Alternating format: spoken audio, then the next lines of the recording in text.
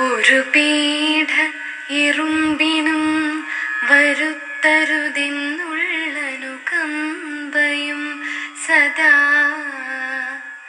കരുണാകര നൽകുകൊള്ളിൽ നിൻ തിരുമേവിട്ടകലാത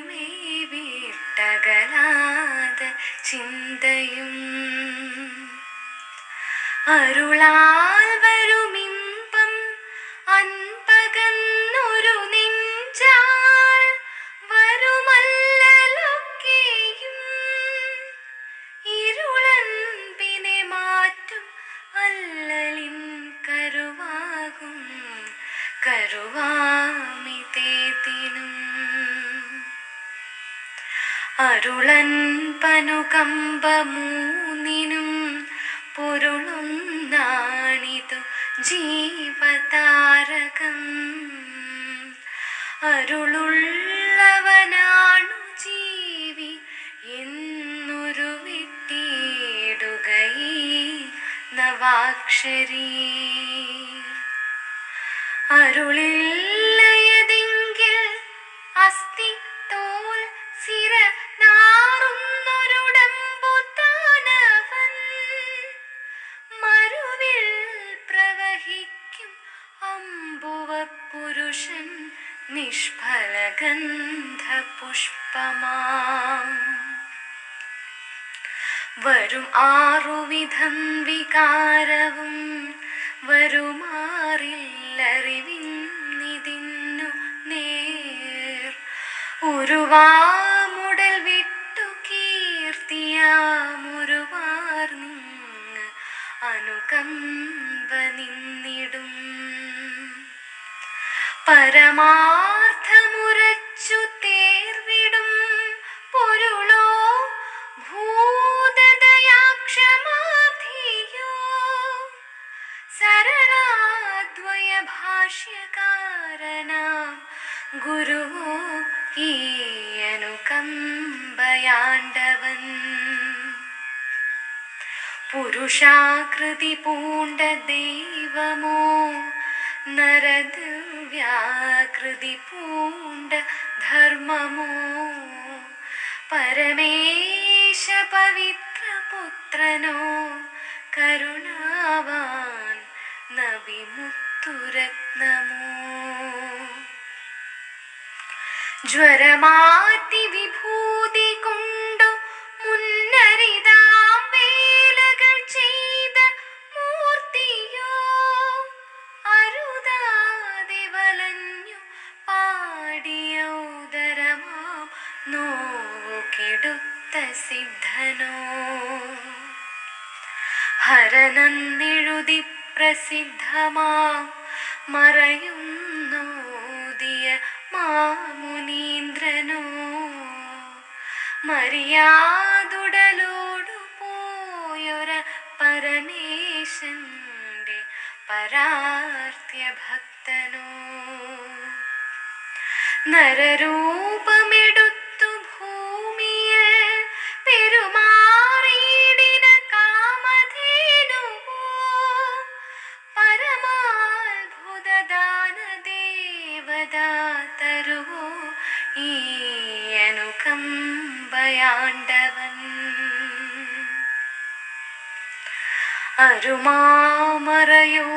അരുമാമറയോതുമർത്ഥവും ഗുരുവോതും മുനിയോതുമർത്ഥവും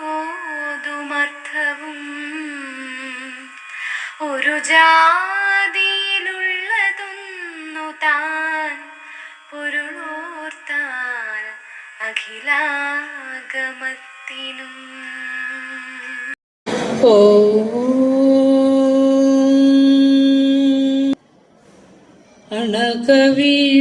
അണകവിയുന്ന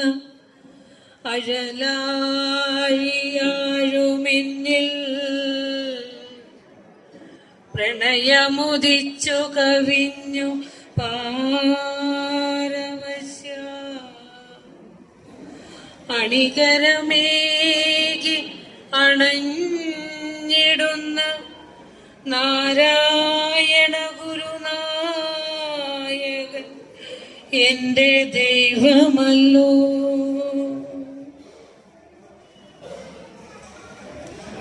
മഹാഗുരുവിൻ്റെ പാതാരവിന്ദങ്ങളിൽ ശതകോടി പ്രണാമങ്ങൾ അർപ്പിക്കുന്നു. SNDP ശാഖായോഗത്തിന്റെ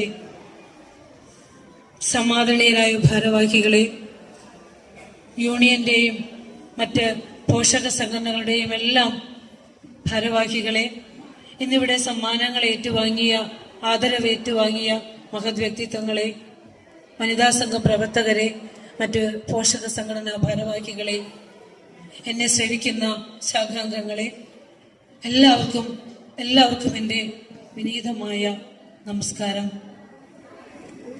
ആദ്യം തന്നെ പറയുന്നു, നമ്മൾ എവിടെ ഇരിക്കണം, എവിടെ പറയണം എന്നൊക്കെ തീരുമാനിക്കുന്നത് നമ്മളല്ല, ഗുരു തന്നെയാണ് എന്നതിൻ്റെ തെളിവാണ് ഇന്ന് ഞാൻ ഇവിടെ ഇരിക്കുന്നത്.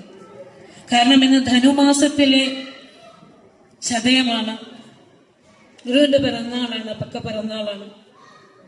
ഞാൻ ഓർക്കുന്നു, വൃശ്ചിക മാസത്തിലെ ചതയം കുളത്തൂർ കോലത്തുകര ക്ഷേത്രം, തിരുവനന്തപുരം ജില്ലയിലെ കുളത്തൂർ കോലത്തുകര ക്ഷേത്രം ലോകത്തിൽ ആദ്യമായി ഗുരുവിനെ ആരാധന ചെയ്ത ഒരു രൂപത്തിൽ ആരാധന ചെയ്ത പുണ്യമായ ക്ഷേത്രം കോലത്തുകര.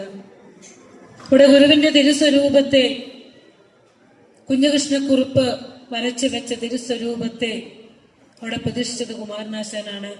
കഴിഞ്ഞ മാസം ചതയത്തിന് തിരുവനന്തപുരം ജില്ലയിലെ കുളത്തൂരിൽ ഇരുന്നെങ്കിൽ, ഇന്ന് ഈ പൂപ്പത്തിയിൽ ഞാൻ വന്നിരിക്കുന്നുണ്ടെങ്കിൽ, ഒരുപക്ഷെ നമ്മളൊക്കെ ഏഴകള്, നമ്മളെ ഇങ്ങനെ നടത്തുന്ന മഹാഗുരുവിന്റെ കാരുണ്യം ഒന്ന് മാത്രമാണെന്ന് ആ കരുണയെ ഓർത്തുകൊള്ളട്ടെ.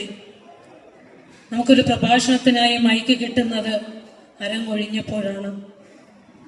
എനിക്ക് പറയാനുള്ള ഒരു കാര്യം മാത്രം, 32ാമത് ഗുരുവിന്റെ 32ാമത് ഗുരുവിന്റെ പ്രതിഷ്ഠാ വാർഷികം ആഘോഷിക്കുമ്പോൾ നമ്മൾ ആദ്യം സംഘടിപ്പിക്കേണ്ടത്, ആദ്യം കേൾക്കേണ്ടത് ഗുരുവിനെ കുറിച്ച് തന്നെ ആയിരിക്കണം. ആഘോഷങ്ങൾ സംഘടിപ്പിക്കുമ്പോൾ ഗുരുവിനെ കേൾപ്പിക്കുക എന്നുള്ളതായിരിക്കണം നമ്മുടെ മുഖ്യമായ ചടങ്ങ് എന്നുകൂടി ഞാൻ സംഘാടകരെ ഒന്ന് ഓർമ്മപ്പെടുത്തുകയാണ്. കാരണം അവർ കൃപാലുക്കളായിട്ട് എത്ര ദിവസം ഓടി നടന്നതിന്റെ ഫലമായിട്ടാണ് ഇന്ന് ഇങ്ങനെ ഈ ഒരു ചടങ്ങ് സംഘടിപ്പിച്ചത്. അവരുടെ ആ കൃപാലുത്വത്തിന്റെ മുന്നിലെ നമിച്ചുകൊണ്ട് തന്നെയാണ് പറയുന്നത്. ഇവിടെ ശ്രീലാൽ സാറ് പറഞ്ഞതുപോലെ ഗുരുവിന്റെ ദർശനത്തിന് ഏറെയേറെ പ്രസക്തി ഏറി വരുന്നൊരു കാലം. ഗുരുവിന്റെ ദർശനം സപ്തസാഗരങ്ങളും കടന്ന് ലോകം മുഴുവൻ പ്രകാശിച്ചു നിൽക്കുന്ന ഒരു കാലത്തിലേക്ക് നാം അടുത്തുകൊണ്ടിരിക്കുന്നു. കേരളം ഇന്ത്യക്ക് നൽകിയ ഗുരു എന്നതിനപ്പുറം ഭാരതം ലോകത്തിന് നൽകുന്ന വിശ്വഗുരു എന്ന രീതിയിൽ ഗുരുവിന്റെ ദർശനം ലോക മനസ്സുകളിലേക്ക് പ്രകാശമായി തെളിഞ്ഞുകൊണ്ടിരിക്കുന്നല്ലോ ഒരു കാലം. അപ്പോഴാണ് നമ്മൾ 32 വർഷമായി പ്രതിഷ്ഠാ വാർഷികം, 32ാമത്തെ വർഷമാണ്. ചോദിക്കാനുള്ളത് ഒന്നേ ഉള്ളൂ, 32 വർഷം നമ്മൾ ഗുരുവിനെ പഠിച്ചോ, അറിഞ്ഞോ? ഗുരുവിനെ ഹൃദയത്തിലേറ്റാൻ നമുക്ക് ആയിട്ടുണ്ടോ? ഗുരുമണ്ഡപങ്ങളിൽ നിന്ന് ഗുരുവിനെ നമ്മുടെ ഹൃദയത്തിലേക്ക് എന്ന് നമുക്ക് പ്രതിഷ്ഠിക്കാൻ സാധിക്കുന്നുവോ അന്ന് മാത്രമേ നമ്മുടെ മനസ്സിലെ ഇരുട്ട് മാറുകയുള്ളൂ, നമ്മുടെ സമാജത്തിന് വെളിച്ചമുണ്ടാവുകയുള്ളൂ. അഹേതുക കൃപാസിന്ധുക്കളാണ് ഗുരുക്കന്മാര്. ഈ ലോകത്തോട് അപാരമായ കൃപയാണ് അവർക്ക്. അവർ ഈ ലോകത്ത് അവതരിപ്പിക്കുന്നത് ഈ ലോകത്ത് അധർമ്മം ഉണ്ടാകുകയും ധർമ്മം നശിക്കുകയും ചെയ്യുന്ന കാലഘട്ടത്തിൽ മനുഷ്യരായി ജീവിക്കാനുള്ള അവകാശം നിഷേധിക്കപ്പെടുന്നു. മനുഷ്യജന്മം കിട്ടിയിട്ടും ഒന്ന് നടന്നു നീങ്ങാനുള്ള അവകാശം പോലും നിഷേധിക്കപ്പെടുന്ന ഒരു ജനതതി നമുക്ക് ഒരു നൂറ്റാണ്ടിന് മുമ്പ് ഉണ്ടായിരുന്നു. ആ കാലഘട്ടത്തിൽ ധർമ്മം തന്നെ ഗുരുസ്വരൂപം പൂണ്ട് നമ്മുടെ മുന്നിലേക്ക് എത്തിയപ്പോൾ ആ കുലം പവിത്രമായി. ആ കുലത്തിൽ ഗുരുവിനെ കിട്ടിയിട്ടും ഗുരുവിന്റെ കൃതകപുത്രരായിട്ടും ഗുരുവിനെ എത്രത്തോളം നാം ഹൃദയത്തിൽ ഏറ്റിയിട്ടുണ്ട് എന്നുള്ളത് ആലോചിക്കാനുള്ള ഒരു സമയം കൂടിയാണിത്. ഇല്ല എങ്കിൽ അതിന്റെ തുടക്കം ഇപ്പോൾ തുടങ്ങണം. കാരണം ഒഴിഞ്ഞ മനസ്സുമായി ഒരാൾ ഇവിടുന്ന് പോകരുത്.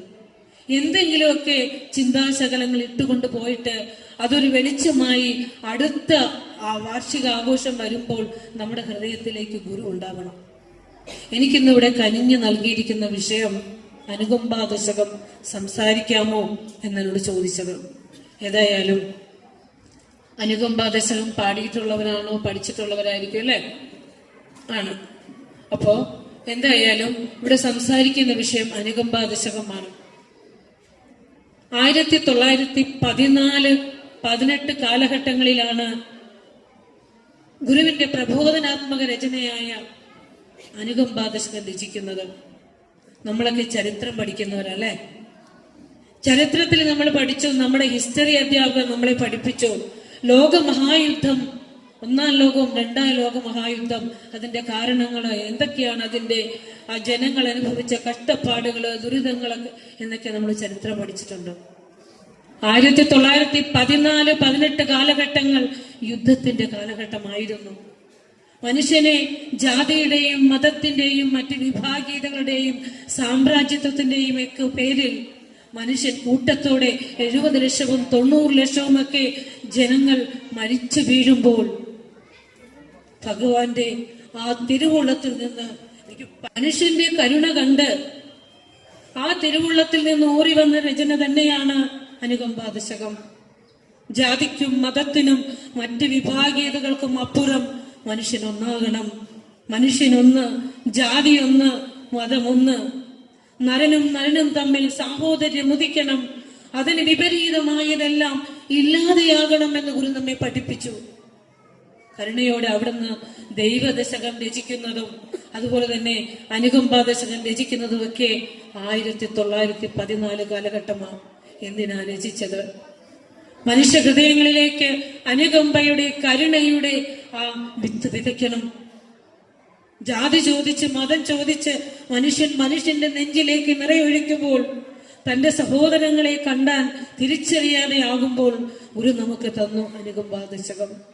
ഗുരുവിന്റെ മതസമന്വയം പൂത്തുലഞ്ഞു നിൽക്കുന്ന കൃതിയാണ്. ജാതിയുടെയും മതത്തിന്റെയും പേരിൽ മല്ലടിക്കുന്ന മനുഷ്യർക്ക് കരുണയോടെ ഗുരു നൽകിയിരിക്കുന്നു. അതിലെ എല്ലാ പുരാണ പുരുഷന്മാരെയും അതുപോലെ തന്നെ ഇതിഹാസ പുരുഷന്മാരെയും മതനേതാക്കളെയും അതുപോലെ നമ്മുടെ തൊട്ടടുത്ത സംസ്ഥാനമായ തമിഴ്നാട്ടിലെ തമിഴ് സിദ്ധന്മാരെ എല്ലാം എല്ലാം എല്ലാം അണിനിരത്തിക്കൊണ്ട് എല്ലാത്തിൻ്റെയും പൊരുളൊന്നാണെന്ന് പറഞ്ഞു തന്ന മഹാഗുരുവിന്റെ അനുകമ്പാദശകത്തിലെ ഏതാനും ശ്ലോകങ്ങളിലൂടെ നമുക്കൊന്ന് കടന്നു പോകാം. ആദ്യം നിങ്ങളുടെ ചിന്തയും മനസ്സും ഗുരുവിലേക്ക് തന്നെ തരിക, അല്ലെ? നമുക്ക് അതിനു മുമ്പൊരു കാര്യം, 2025 ഏതാനും ദിവസങ്ങൾക്കുള്ളിൽ നമ്മളോട് ടാറ്റ പറഞ്ഞു പോകും. ഈ 2025 ഗുരുദേവ ചരിത്രത്തിൽ ഏറ്റവും പ്രധാനപ്പെട്ട വർഷമാണ്. ഗുരുവിന്റെ 2 കൃതികളുടെ 100ാം വാർഷികം ആഘോഷിച്ചിട്ടുണ്ട് നമ്മൾ. ഏതൊക്കെയാന്ന് പറയാമോ? 100 വർഷം കടന്നുപോയത് അറിഞ്ഞില്ല, ഏതാണെന്ന് നമ്മൾ അറിഞ്ഞില്ല, അല്ലെ? ഏതായിരുന്നു? ശ്രീനാരായണ ധർമ്മവും ഹോമമന്ത്രവും. ശ്രീനാരായണ ധർമ്മം സ്മൃതി ഗ്രന്ഥം നിത്യജീവിതവുമായി ബന്ധപ്പെട്ട് ഒരു മനുഷ്യന്റെ ജനനം മുതൽ മരണം വരെ എങ്ങനെയാണ് വേദാധിഷ്ഠിതമായ ആ തത്വത്തിൽ അധിഷ്ഠിതമായി നല്ല ഒരു കുടുംബ ജീവിതം നയിക്കണം, നല്ല മനുഷ്യനാകണം, അതിനെങ്ങനെ ജീവിക്കണമെന്ന് ഗുരു എഴുതി തന്നിട്ട് 100 വർഷം കഴിഞ്ഞു. കയ്യിലിരിക്കുന്ന കൽപ്പക വിഷക്കനിയെ ഭക്ഷിക്കാതെ കളഞ്ഞിട്ട് കാഞ്ഞിരക്കനിയെ തേടി വിഷം കൊണ്ട് മരിക്കുന്നവരാ നാം. അതുകൊണ്ട് പറയുന്നത്, ഗുരുവിനെ കേൾക്കണം, അറിയണം, പഠിക്കണം. നമ്മൾ മനുഷ്യനായി ഈ ലോകത്തേക്ക് വന്നത് എന്തിനാ? ചത്തുപോകുന്നു പാവം ശിവശിവ, അതിനുവേണ്ടിയല്ല. കുറച്ചു നാള് ജീവിച്ചു കഴിയുമ്പോൾ അങ്ങ് ചത്തുപോകുമ്പോൾ ഒരു കുടുക്കയിൽ കുറച്ച് ഭസ്മമാക്കി തന്ന് അങ്ങ് കടന്നു പോകാനുള്ളതല്ലോ മനുഷ്യജന്മം എന്ന് ഗുരു നമ്മെ പഠിപ്പിച്ചു. ജന്മാന്തരങ്ങളായി ചെയ്തു കൂട്ടിയ കർമ്മത്തിന്റെ വാസന അവയുടെ ഫലമായാണ് നമ്മുടെ ജന്മങ്ങൾ ഉണ്ടാകുന്നത്. ജന്മത്തിന്റെ ഫലം കർമ്മം, കർമ്മം വാസനയായി കൂട്ടിക്കൊണ്ടുപോയി വീണ്ടും ജന്മം. ഈ ജനന മരണ ചുഴിയിൽ നിന്ന് രക്ഷപ്പെടണ്ടേ? അതിന് ഏറ്റവും വലിയ ജ്ഞാനം, പരമാത്മമായ ജ്ഞാനം, അധ്യാത്മമായ ജ്ഞാനം തന്നെ ഗുരു നമുക്ക് പകർന്നു തന്നു. അതിലൂടെ കൈപിടിച്ച് നടത്തി ശ്രീനാരായണ ധർമ്മത്തിലൂടെ. പക്ഷെ നമ്മൾ ശ്രീനാരായണ ധർമ്മവും കണ്ടിട്ടില്ല, കൃതി കേട്ടിട്ടുമില്ല, അറിഞ്ഞിട്ടുമില്ല. നമ്മൾ അറിയേണ്ട ഒരേ ഒരു കാര്യമാണ്, ക്രൈസ്തവ വിശ്വാസികളോട് നമ്മളൊന്ന് ചോദിച്ചു നോക്കും. അവരുടെ വീടിന്റെ ഏറ്റവും ദിവ്യമായ സ്ഥലത്ത് വെച്ചിട്ടുണ്ടാവും, അതിനെ തൊട്ട് നമസ്കരിച്ചിട്ടുണ്ടാവും, അത് വായിച്ച് അതിന്റെ പേജുകൾ കയറിയിട്ടുണ്ടാവും, മുഷിഞ്ഞിട്ടുണ്ടാവും. ഭാരതത്തിലെ സകല അധ്യാത്മ ഗ്രന്ഥങ്ങളുടെയും സത്ത എടുത്തുകൊണ്ട് 64ഓളം കൃതികളിലാക്കി ഭഗവാൻ നമുക്ക് തന്നിരിക്കുന്ന വേദപുസ്തകം നമ്മുടെ വീട്ടിൽ എവിടെയെങ്കിലും സ്ഥാനം പിടിച്ചിട്ടുണ്ടോ എന്നുള്ളത് ചോദിച്ചു പോയാൽ ഒരുപക്ഷെ നമ്മുടെ ഉള്ളം നേറിപ്പോകും. ശ്രീനാരായണ ധർമ്മവും അതുപോലെ ഗുരുദേവ കൃതികളും ഒക്കെ നമ്മുടെ വീട്ടിൽ ഇടം പിടിക്കണം. വെച്ച് പൂജിച്ചാൽ പോരാ, അത് നമ്മള് മനനം ചെയ്യണം, അറിയണം. ചതയമാണ് ഇന്ന്. ചതയം എന്ന് അറിയാമായിരുന്നൂല അല്ലെ? ചതയം എന്നല്ല നമ്മുടെ പ്രതിഷ്ഠ അല്ലെ? ചതയത്തിന്റെ അർത്ഥം എന്താണെന്നറിയോ? ശതഭിഷക്ക് എന്ന സംസ്കൃതത്തിൽ പറയാ. 100 വൈദ്യന്മാർ ഇവിടെ നമ്മളോട് പറഞ്ഞു, ശ്രീലാൽ സാർ അന്നോട് പറഞ്ഞത്, ഈ ലോകത്തെ ചികിത്സിക്കാൻ എത്തിയ വിഷഗുരനാണ് ഗുരു എന്ന്. അക്ഷരാർത്ഥത്തിൽ ശരിയാ. കാരണം ചതയം നക്ഷത്രത്തിന് അർത്ഥം 100 വൈദ്യന്മാർ എന്നാണ്. രോഗത്തെ ചികിത്സിക്കാൻ ധാരാളം വൈദ്യന്മാരുണ്ട്. പക്ഷെ ഈ ലോകത്തിന് രോഗം വന്നാൽ ആര് ചികിത്സിക്കും? ലോക സൃഷ്ടാക്കൾക്കല്ലേ പറ്റും. അങ്ങനെ ധർമ്മം തന്നെ ഗുരുരൂപം കൊണ്ട് എത്തിയ ശ്രീനാരായണ ഗുരുദേവൻ ഈ ലോകത്തെ ചികിത്സിക്കാൻ എത്തിയ വൃഷഗുരനാണ്. അതുകൊണ്ടാണ് ഗുരുപുഷ്പാഞ്ജലി മന്ത്രത്തിൽ നമ്മൾ ചൊല്ലി ഓം സംസാര രോഗ വിഷജേ നമ എന്ന് അല്ലെ? അങ്ങനെയുള്ള ഗുരു തന്ന അനുകമ്പ ദശകത്തിലെ 1ാമത്തെ വരി. പിന്നെ ഈ മരുന്ന്, ഗുരു തന്നൊരു മരുന്നുണ്ടതാ. ഈ കൃതിയും ശ്രീനാരായണ ധർമ്മവും ഒക്കെ വേദസാരമാണ്. നിങ്ങൾ ലളിതാ സഹസ്രനാമം വായിച്ചാലും നാരായണീയം വായിക്കുമ്പോൾ, ഭാഗവതം വായിക്കുമ്പോൾ, രാമായണം വായിക്കുമ്പോൾ, അതുപോലെ ഭഗവത്ഗീത വായിക്കുമ്പോൾ അതിൻ്റെ എല്ലാത്തിൻ്റെയും സത്ത് എടുത്തിട്ട് ഒരു സാധാരണ മനുഷ്യന്റെ ജീവിതവുമായി ബന്ധപ്പെടുത്തിക്കൊണ്ട് എങ്ങനെ നമ്മുടെ ഉള്ളിലേക്ക് ആകണമെന്ന് ഗുരു പറഞ്ഞു തന്നിരിക്കുന്നു. എങ്ങോട്ടേക്ക് ഓടണ്ട, എല്ലാം ഗുരു നമുക്ക് തന്നിട്ടുണ്ട്. ആ മരുന്ന് ഒരു ചില്ലുപെട്ടിയിൽ വെച്ച് പൂട്ടി അതിനെ പാടി പുകഴ്ത്തി അതിനെ പൂജിച്ചു കൊണ്ടിരുന്നാൽ നമ്മളിൽ മാറ്റം വരില്ല. ആ മരുന്നെടുത്ത് സേവിക്കണം, എന്നാൽ മാത്രമേ സമൂഹത്തിൽ വെളിച്ചമുണ്ടാവുകയുള്ളൂ എന്നുകൂടി പറഞ്ഞുകൊണ്ട് ഗുരുവിന്റെ അനുകമ്പാ ദശകം 10 ശ്ലോകവും ഒരു ഫലശ്രുതിയും ചേർത്തുകൊണ്ട് 11 ശ്ലോകങ്ങളുണ്ടല്ലേ. 1ാമത്തെ ശ്ലോകം അറിയാമെങ്കിൽ എല്ലാവരും ഒന്ന് ഉറക്കെ ഏറ്റു ചൊല്ലിക്കെ. പ്രാർത്ഥനാ നിർഭരമാകട്ടെ ഇന്നത്തെ ചടങ്ങ്. ഒന്ന് ചൊല്ലിക്കെ. ഞാൻ ഏറ്റു ചൊല്ലാമോ? ഒരു പീഡയെറുമ്പിലും വരുത്തരുതെന്നുള്ള അനുകമ്പയും സദാ കരുണാകര നൽകുള്ളിൽ നിൻ തിരുമൈ വിട്ടകലാത ചിന്തയും. ഒരു പീഡ, ഒരു ചെറിയ ദുഃഖം ഞാൻ മൂലം ഒരു കുഞ്ഞുറുമ്പിന് പോലും വരുത്തരുത്. ഈ ചെറുതിൽ ചെറുതായ ഒരു ഉറുമ്പിനെ പറഞ്ഞുകൊണ്ടാണ് ഗുരു കൃതി ആരംഭിക്കുന്നത്. ചെറുതിൽ ചെറുതിനോട് കാരുണ്യം കാണിക്കുന്നതിലൂടെയാണ് ഗുരുവിന്റെ മഹത്വം അറിയുന്നത് അല്ലെ? പിണ്ടനന്ദിയിൽ ഗുരു പറഞ്ഞു എന്താ? കല്ലിനകത്തു കുടിവാഴുമൊരൽപ്പജന്തു ഒന്നല്ല നിന്റെ കൃപയിന്നറിയിച്ചിടുന്നു. നമ്മള് പാറക്കൂട്ടങ്ങളിൽ ഇരിക്കുന്നിടത്ത് ഒരു കല്ല് പൊക്കി നോക്കിയാൽ കുഞ്ഞു കുഞ്ഞു കുഞ്ഞു ജീവികൾ ഇരിപ്പുണ്ടാവും. അതിന് ആരാഹാരം കൊടുക്കുന്നു? ആരുടെ കാരുണ്യത്തിൽ അത് പുലരുന്നു? ജഗദീശ്വര, അങ്ങൊരു കുഞ്ഞു പുഴു മുതല് ഒരു എമ്മാവ് വരെയുള്ള അണ്ടകടാഹങ്ങളിലെ സമസ്തയിലേക്കും പൊരുളായിരിക്കുന്ന, സമസ്തയ്ക്കും കാരണമായിരിക്കുന്ന പരമ്പൊരുളെ അങ്ങ് കൃപാലുവല്ലേ എന്നാ ചോദിക്കുന്നത്. അതാണ് ഒരു കുഞ്ഞുറുമ്പിന് പോലും ഒരു പീഡയും വരുത്തരുത് എന്ന അനുകമ്പ മനുഷ്യ മനസ്സിലുണ്ടാകണം. നന്ദിയില്ലാത്ത, അനുകമ്പ നഷ്ടപ്പെട്ടു പോയ, കരുണ നഷ്ടപ്പെട്ടു പോയ, ദയ നഷ്ടപ്പെട്ടു പോയ, സ്നേഹം നഷ്ടപ്പെട്ടു പോയ കലിയുഗത്തിലല്ലേ നമ്മൾ ജീവിക്കുന്നത്? പത്രം എടുത്ത് തുറന്നു നോക്കിയാൽ, TV ഓണാക്കിയാൽ കണ്ണടപ്പിക്കുന്ന, കരളലിയിക്കുന്ന, അതുപോലെ തന്നെ ഹൃദയഭേദകമായ വാർത്തകളാണ് അനുദിനം നമ്മൾ കണ്ടുകൊണ്ടിരിക്കുന്നത്, കേട്ടുകൊണ്ടിരിക്കുന്നത്. ആലോചിച്ച് നോക്കൂ, ഇതൊക്കെ ഈ ഇരുട്ടിന്റെ സന്തതികൾ വരുത്തി വെക്കുന്ന വിന തന്നെയാണ്. അതുകൊണ്ട് ഗുരു പറയുകയാണ്, നമ്മുടെ മനസ്സിൽ ആദ്യം ഉണ്ടാകേണ്ട ക്വാളിറ്റി അനുകമ്പയാണ്, കരുണയാണ്, ദയയാണ്. അല്ലെ? ജന്മം നൽകിയ കുഞ്ഞിനെ നിമിഷങ്ങൾക്കകം കഴുത്ത് നെരിച്ച് കൊല്ലാൻ മടിയില്ലാത്ത രീതിയിൽ നമ്മുടെ അമ്മമാര് മാറിപ്പോയിരിക്കുന്നു. അമ്മയിൽ നിന്ന് പകരുന്ന സ്തന്യം അത് കുടിച്ചുകൊണ്ടിരിക്കുന്ന കുഞ്ഞിനെ കഴുത്തിൽ ഞെരിച്ചു കൊല്ലാൻ മടിയില്ലാതായിരിക്കുന്നു. ജന്മം നൽകിയ മക്കൾക്ക് അച്ഛനമ്മമാരെ കൊല്ലാൻ മടിയില്ലാതിരിക്കുന്നു. എന്തെല്ലാം വാർത്തകൾ നമ്മൾ കേട്ടുകൊണ്ടിരിക്കുന്നു. അനുകമ്പാദശകം പോലെയുള്ള കൃതികൾക്ക് ഈ കാലഘട്ടത്തിൽ ഏറെ പ്രസക്തി ഉണ്ട് എന്ന് പറയട്ടെ. അപ്പോ ഒന്നാമത്തെ ശ്ലോകം പറയുന്നത്, നമ്മുടെയൊക്കെ ഹൃദയം അനുകമ്പയാർന്നതാകണം. ഒരു കുഞ്ഞുറുമ്പിന് പോലും ജീവിക്കാൻ അവകാശമുണ്ട് ഈ ലോകത്ത്. ആ ഉറുമ്പിന് ജീവിക്കാവുന്ന അവകാശം മാത്രമാണ് ഒരു മനുഷ്യനായ നമുക്കും ഈ ലോകത്തുള്ളത്. അവരും വന്ന് നിലനിന്ന് മടങ്ങും, നമ്മളും വന്ന് നിലനിന്ന് മടങ്ങും. ആർക്കറിയാം? വിശ്വാസവും നിശ്വാസവും നാം വിശ്വാസ എന്ന് പറയും സംസ്കൃതത്തിൽ, വേദാന്ത ശാസ്ത്രത്തിൽ. ഉള്ളിലേക്കെടുക്കുന്ന പ്രാണൻ പുറത്തേക്ക് നിശ്വസിക്കുവാൻ സാധിക്കുമോ എന്ന് വിശ്വാസ. ഒരു വിശ്വാസവും ഇല്ലാത്ത അല്പ കാലം മാത്രമായിട്ടുള്ള ഈ മനുഷ്യ ജീവിതത്തിലെ എന്തൊക്കെയോ വെട്ടിപ്പിടിക്കാനും നേടാനും ഒക്കെ ഓടി നടക്കുമ്പോൾ ഗുരു നമ്മളോട് പറയുകയാണ്, നമുക്ക് നേടാനുള്ളത് ഒന്ന് മാത്രം. നിന്റെ കരളിലിരുന്ന് പ്രകാശിക്കുന്ന ഈശ്വര ചൈതന്യം അത് ഈ സമസ്തയിലും പ്രകാശിക്കുന്ന ഈശ്വരാംശം തന്നെയാണെന്നും ഉള്ള അറിവ് നേടിക്കൊണ്ട് ഇവിടുന്ന് പോകണം.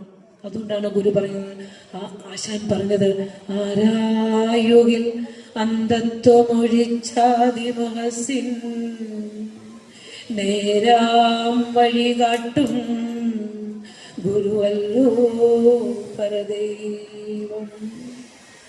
ഇരുട്ടിലാണ്ട് കിടന്ന മനുഷ്യരുടെ ഉള്ളിലേക്ക് ആത്മീയതയുടെ വെളിച്ചം പകർന്നു കൊടുത്തു. സാധാരണ വിദ്യ പോലും നിഷേധിക്കപ്പെട്ട ജനതയ്ക്ക് ആത്മീയതയുടെ പ്രകാശമാണ് ഗുരു നമുക്ക് പകർന്നു തന്നത്. തന്നാൽ കരേറ്റെണ്ടുന്നവരെത്ര പേര് താഴത്തു പാശ്യത്തിൽ അമർന്നിരിക്കെ താൻ ഒറ്റയിൽ ബ്രഹ്മപദം കൊതിക്കാം. തപോനിധിക്ക് എന്തൊരു ചാരുനാർത്യം അല്ലെ? ഈ പതിത ജനകോടികളുടെ മോചനത്തിലൂടെ മാത്രമാണ് തന്റെ മോചനം എന്ന് മനസ്സിലാക്കിയ മഹാഗുരു ആ ആത്മീയമായ ധ്യാനത്തിൽ നിന്ന് മരുത്വാമലയിൽ നിന്ന് ഇറങ്ങി ആ വിശ്വദർശനത്തിലേക്ക് വന്നത്. ആ ജ്ഞാനം നമുക്ക് പകർന്നു തരാനല്ലേ? നമ്മൾ സ്വീകരിച്ചോ? ഹൃദയത്തിൽ തൊട്ട് ഓരോരുത്തരും ചോദിച്ചു നോക്കൂ, നമ്മൾ സ്വീകരിച്ചിട്ടുണ്ടോ ഗുരുവിനെ? ഇല്ല എന്നേ നമുക്ക് പറയാൻ സാധ്യമാകുകയുള്ളൂ. എന്തിനു വേണ്ടി ഓടുന്നു? അവസാനം ഓടിയതിനെ ഓർത്ത്, മക്കളെ ഓർത്തും പണം ഓർത്തും സ്വത്തുക്കൾ ഓർത്തും ദുഃഖിച്ചുകൊണ്ട് ഈ ലോകത്തൊന്ന് കടന്നു പോകാനാണ് നമുക്കൊക്കെ വിധിയെങ്കിൽ അത് വിധി എന്നേ പറയാനുള്ളൂ. കാരണം ഇത്തരത്തിലൊരു ഗുരുവിനെ കയ്യിൽ കിട്ടിയിട്ടും തരേണ്ടതെല്ലാം തന്നിട്ടും അറിയാനുള്ള ജിജ്ഞാസ നമ്മളിൽ വരുന്നില്ലെങ്കിൽ നമുക്കതിന് യോഗമില്ലെന്നേ പറയുള്ളൂ. ഒരു പറയാണ്, ഒരു പീഡ എറുമ്പിനും വരുത്തരുതെന്നുള്ള അനുകമ്പ നമ്മുടെ ഉള്ളിൽ ഉണ്ടാകണം. എന്നിട്ട് പറയാ, സദാ എല്ലായ്പ്പോഴും കരുണാകര. ദൈവത്തിനെ വിളിക്കുകയാണ് കരുണാകര. നമ്മൾ എപ്പോഴും പറയാറില്ലേ, ഈ ദൈവത്തിന് ഒരു കരുണയില്ലല്ലോ, എനിക്ക് എന്തൊക്കെ ദുഃഖങ്ങളാ തന്നേക്കണേ ചോദിക്കാറില്ലേ? ദൈവമാണോ നമുക്ക് ദുഃഖം തന്നെ? അല്ലെ? വയലാർ പാടിയ പോലെ, ഭൂമിയിൽ ഞങ്ങൾക്ക് ദുഃഖങ്ങൾ നൽകിയ ദൈവം എപ്പോഴും അവിടെയുണ്ടോ? അല്ലെ? വെള്ളിച്ചൂരലും സ്വർണ്ണത്തൊപ്പിയും ഒക്കെ ധരിച്ച് നടക്കാനിറങ്ങാറുണ്ടോ? അല്ലെ? തിരുത്തണം. ദൈവം മുഴുവനും ദുഃഖം തരില്ല.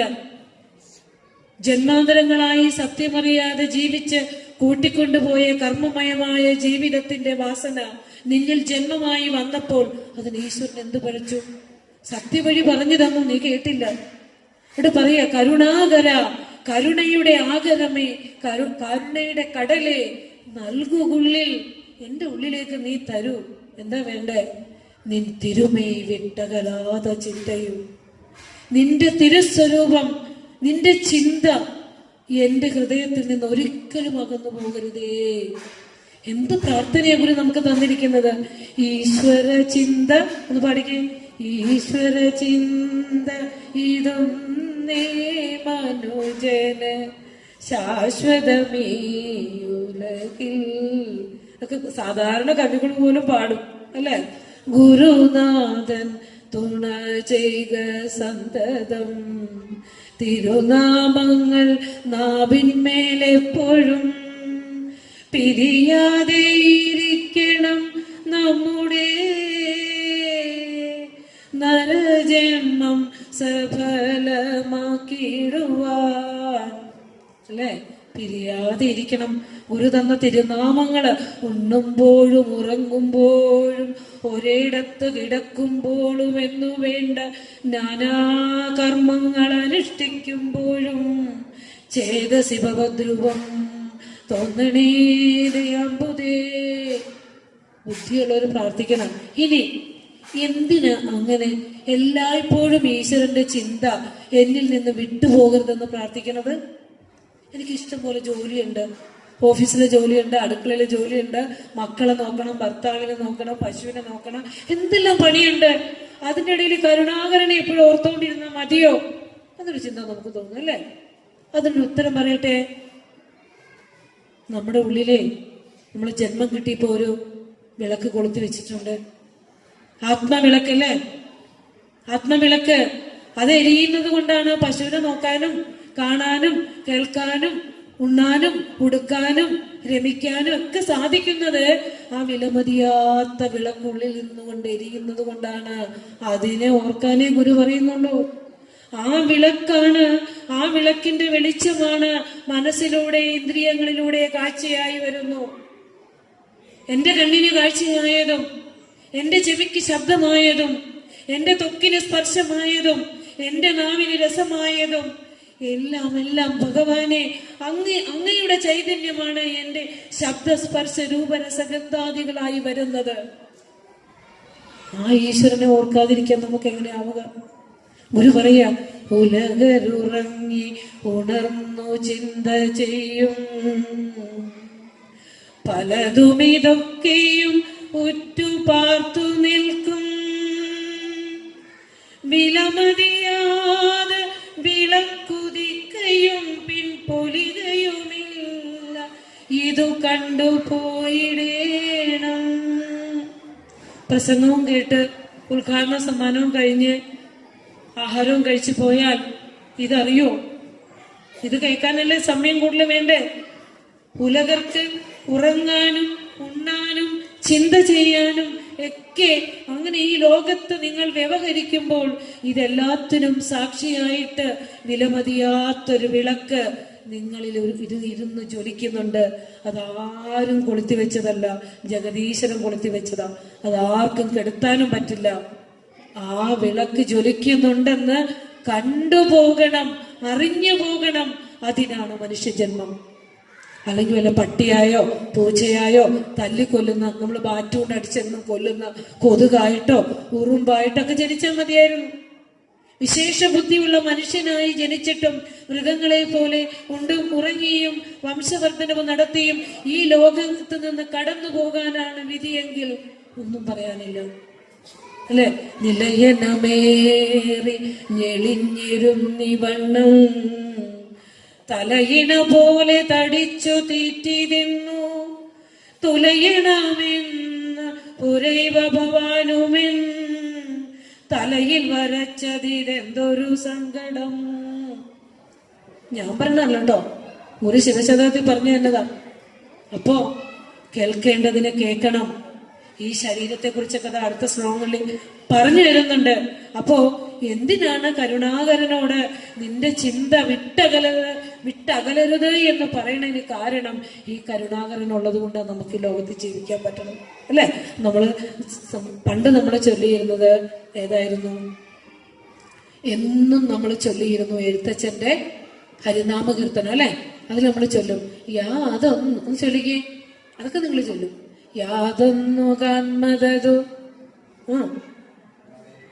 യാതൊന്നു കാൺമതത് യാതൊന്നു കേൾപ്പതതു നാരായണ ശ്രുതികൾ യാതൊന്നു കാണുന്നതു നാരായണ പ്രതിമ അല്ലെ, യാതൊന്നതൊക്കെ ഹരിനാരായണായ നമ. എന്തിനാ അങ്ങനെ പഠിപ്പിച്ചേ?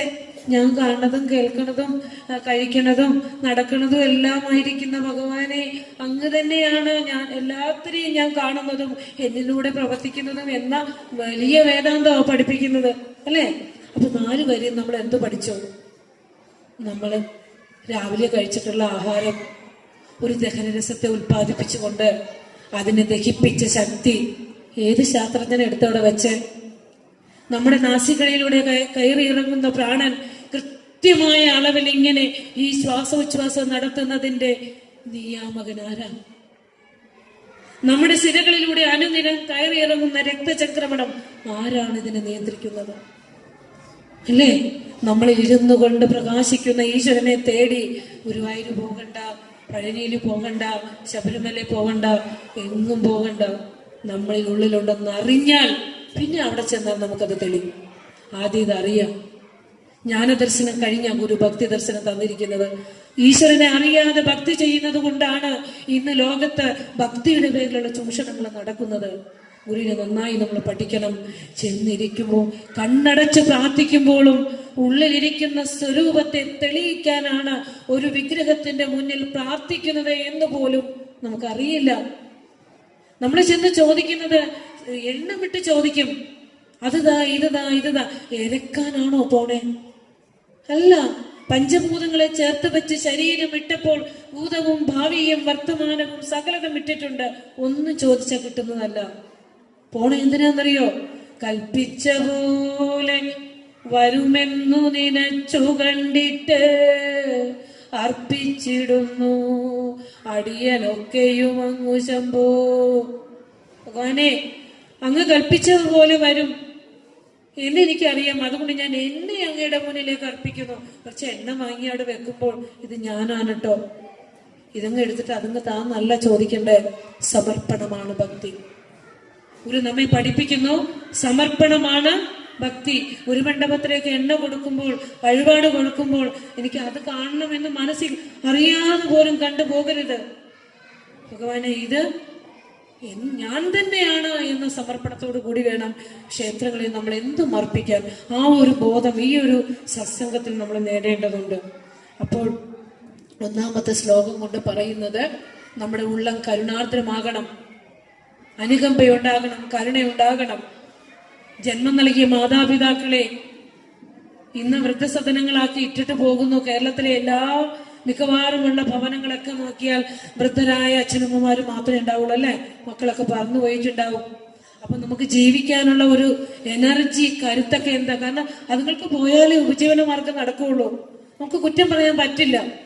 നമുക്ക് ജീവിക്കാനുള്ള എനർജി എന്താ?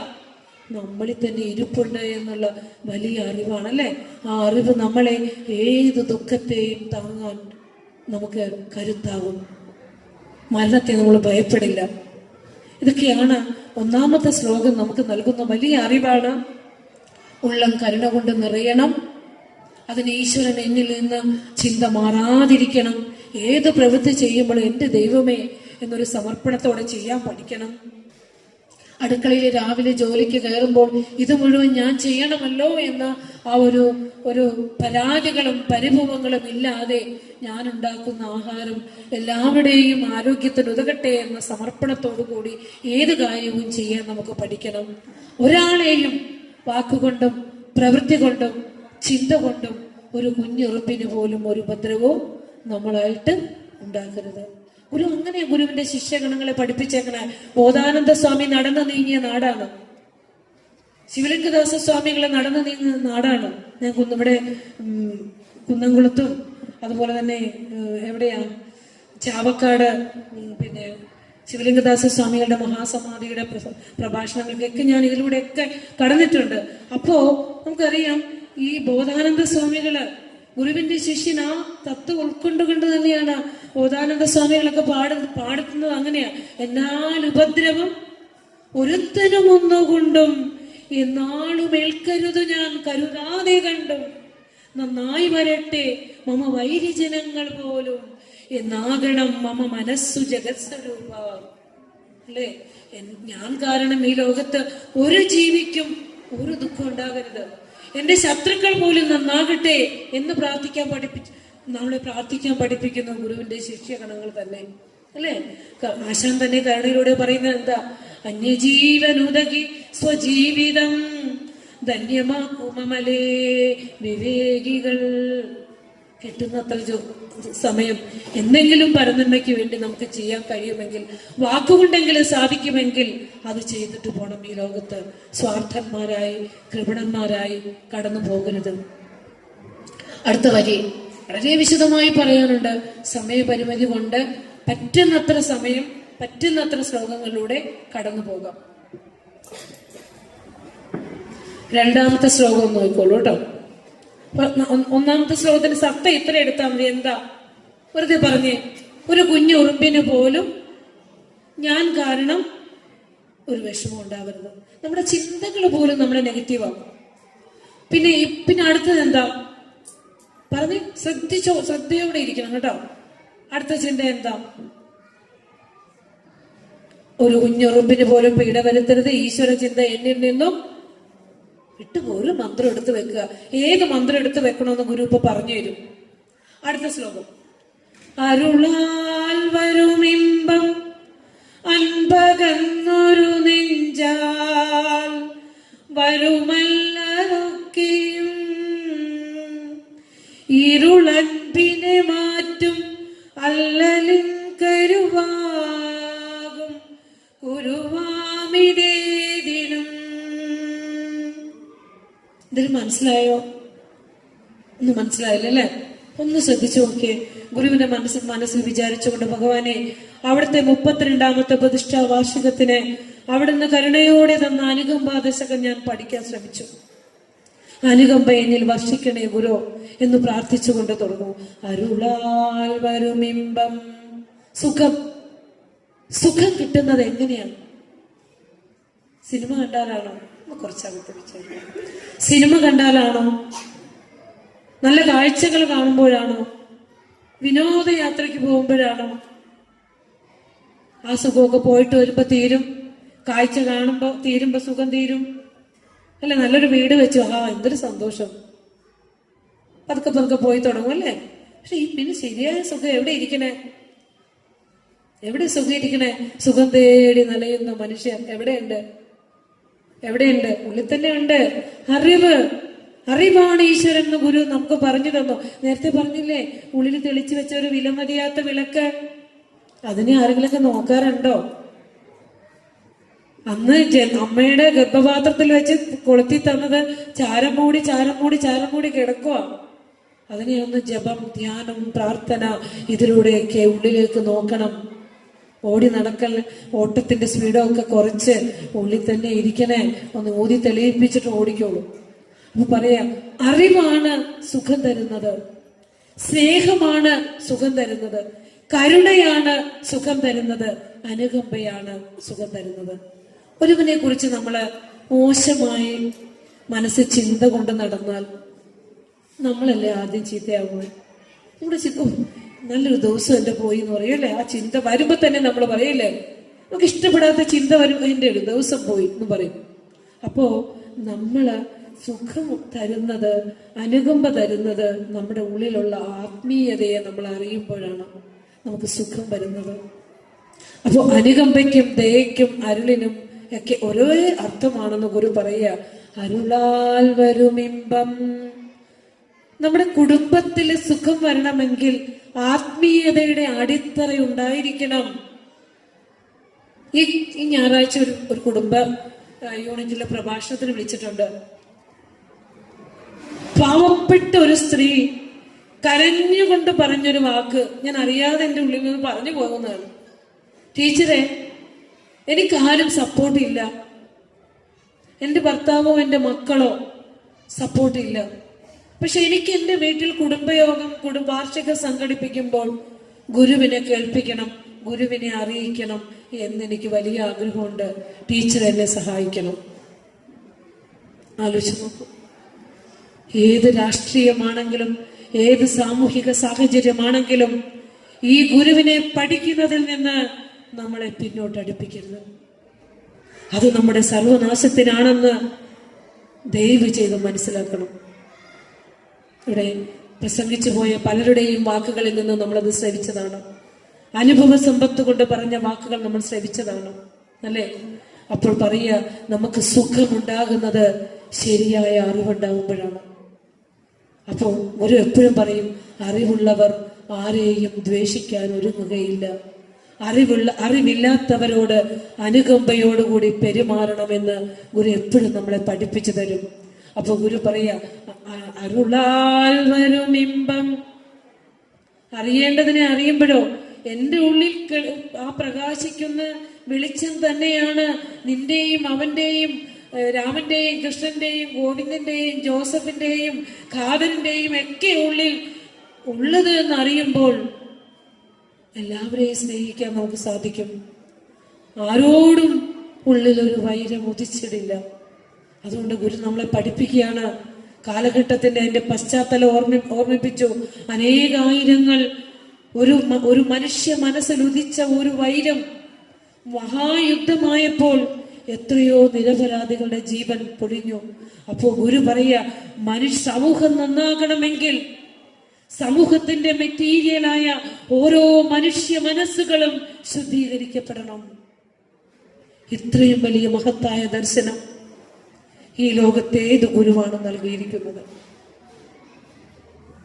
ഗുരു പറയാണ്, അരുളാൽ വരും ഇമ്പം അൻപകന്നൊരു നെഞ്ചാൽ വരുമല്ലൊക്കെയും. ഹൃദയത്തിൽ നിന്ന് സ്നേഹം നഷ്ടപ്പെടുമ്പോൾ, കരുണ നഷ്ടപ്പെടുമ്പോൾ, അൻപ് നഷ്ടപ്പെടുമ്പോൾ എല്ലാ തരത്തിലുള്ള ആപത്തുകളും വന്നു പെടുന്നു. ഇന്ന് കേരളം നടക്കുന്നത് എങ്ങോട്ട്?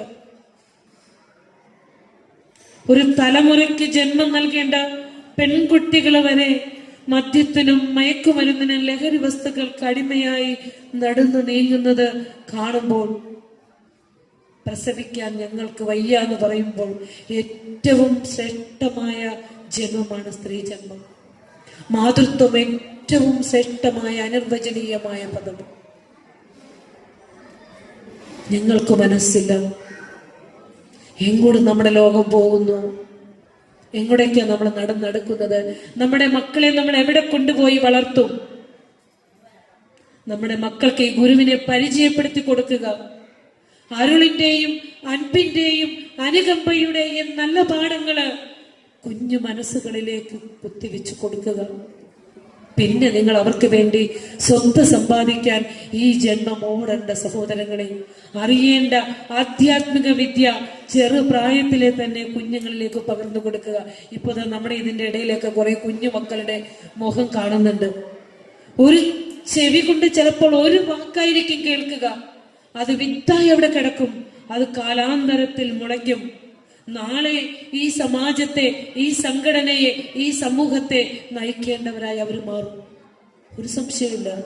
ഒരു സത്സംഗത്തിൽ വരുമ്പോ, ഗുരുമണ്ഡപത്തിലേക്ക് വരുമ്പോ വീട്ടിലൊരു കുഞ്ഞുണ്ടെങ്കിൽ അതിനെ കൈ പിടിച്ചോണ്ട് വരിക. അവിടെ നടന്ന് കളിച്ചോട്ടെ. അമ്മ കൊടുത്ത സംസ്കാരം, അച്ഛൻ കൊടുത്ത സംസ്കാരം അവനിൽ ഗുരുഭക്തിയായി വളർന്നു വരും. അതൊക്കെ നമ്മൾ ഈ ഗുരുവിനെ അറിയുന്നതിൽ നിന്ന് ഒരിക്കലും പിന്നോട്ട് പോകരുത്. നമ്മുടെ കുഞ്ഞു മക്കളെ കൂടെ ഗുരുവിനെ മനസ്സിലാക്കി പഠിപ്പിച്ച് നമ്മുടെ സമൂഹത്തിൽ നന്മയുള്ള മക്കളായി വളരാനായിട്ട് അത് ഉപകരിക്കും. ഇപ്പോൾ പറയാ, അൻപകന്നു പോകുന്നത് കൊണ്ടല്ലേ സ്വാർത്ഥ ചിത്തരായിട്ട് ജനിക്കുമ്പോൾ തന്നെ കുഞ്ഞുങ്ങളെ കൊന്ന് എന്റെ സുഖത്തിന് നടക്കണമെന്ന് കരുതുന്ന എന്തുകൊണ്ടാ? ഉള്ളില് വെളിച്ചം കെട്ടുപോകുന്നത് കൊണ്ടാ പുഴയിലേക്ക് എറിയുന്നതും ഒക്കെ അല്ലേ? അത് ഗുരുവിന്റെ വാക്കുകൾ ഈ കാലഘട്ടത്തിലെ കലിയുഗവാസികൾക്ക് ആത്മവിദ്യ സങ്കോചിക്കുമ്പോൾ ഈ ലോകം ഭയാനകവും ഭീകരവുമാകുമെന്ന് ഗുരു ദർശനമാലയിലൂടെ പറഞ്ഞു വെച്ച ആ ലോകമാണ് ഇന്ന് നമ്മൾ ജീവിക്കുന്ന ലോകം. അവിടെയാണ് അനുകമ്പയുടെ നല്ല പാഠങ്ങൾ ഒഴുക്കി കൊടുക്കേണ്ടത്. അൻപകന്ന നെഞ്ചിൽ അല്ലലക്ക് വരും. ഗുരുവിന്റെ വാക്കുകള് ഈ ലോകസാഗരത്തെ കടന്ന് പരമ്പൊരുളായ പരമാത്മസ്വരൂപനായ വിശ്വഗുരു ശ്രീനാരായണ ഗുരുവിന്റെ വാക്കുകളാണ്. അൻപകന്ന നെഞ്ചിലാണ് അല്ലലെല്ലാം ഉണ്ടാകുന്നത്. ഈ പറയാ, ഇരുൾ അൻപിനെ മാറ്റും.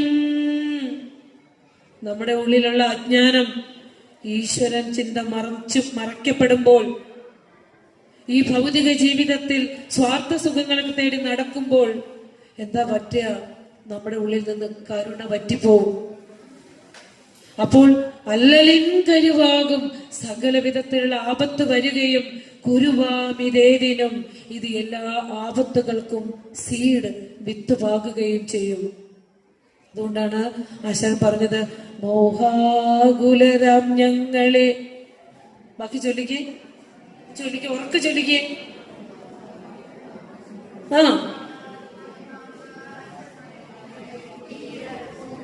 മോഹാകുലരാം ഞങ്ങളെ അങ്ങീടെ അടിപ്പൂ,